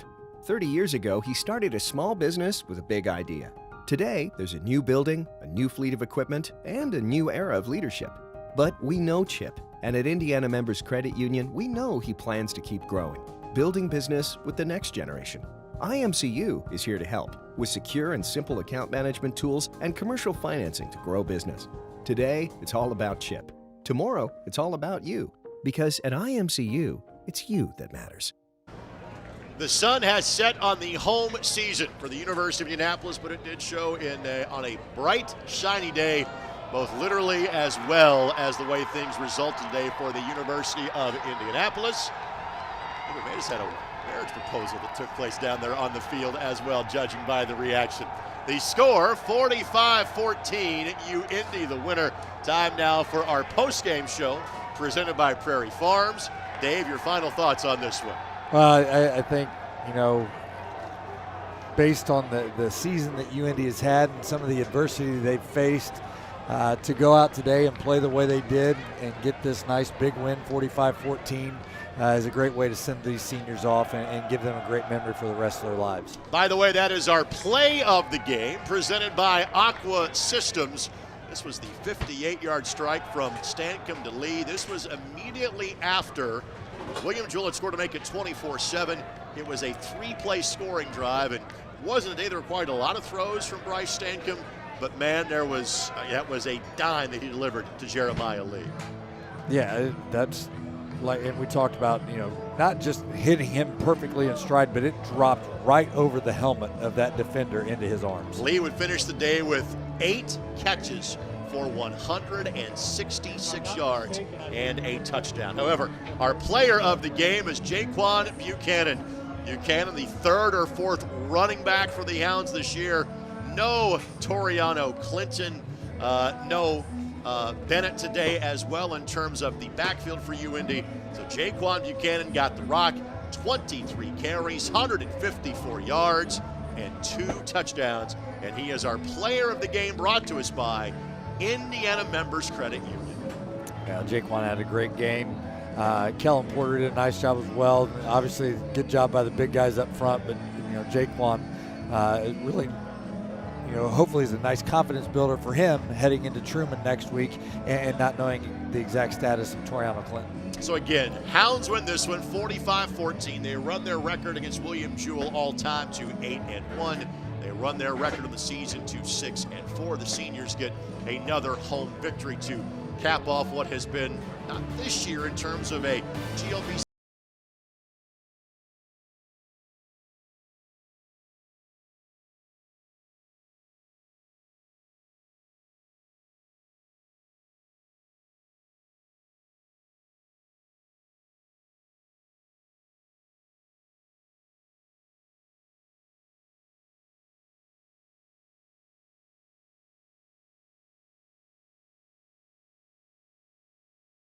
production crew. This is Greg Regstrom. Final score from the South Side. UIndy 45, William Jewell 14. Thanks for joining us on ISC. Meet Kate. She has a lot to juggle. Family, work. It can lead to trying days and tired nights. But we know Kate, and at Indiana Members Credit Union, we know at some point her space at a premium life may change. IMCU is here to help Kate and you find your space. Now, add on or remodel with an introductory rate of 1.9% APR on a home equity line of credit. Today, it's all about Kate. Tomorrow, it's all about you. Because at IMCU, it's you that matters. Racecom Buick GMC truck was just awarded GMC Dealer of the Year. Come see why and drive away in a new GMC Acadia for as little as $229 a month. US 31 South or I-465 and East Washington Street or RaySkillmanCars.com.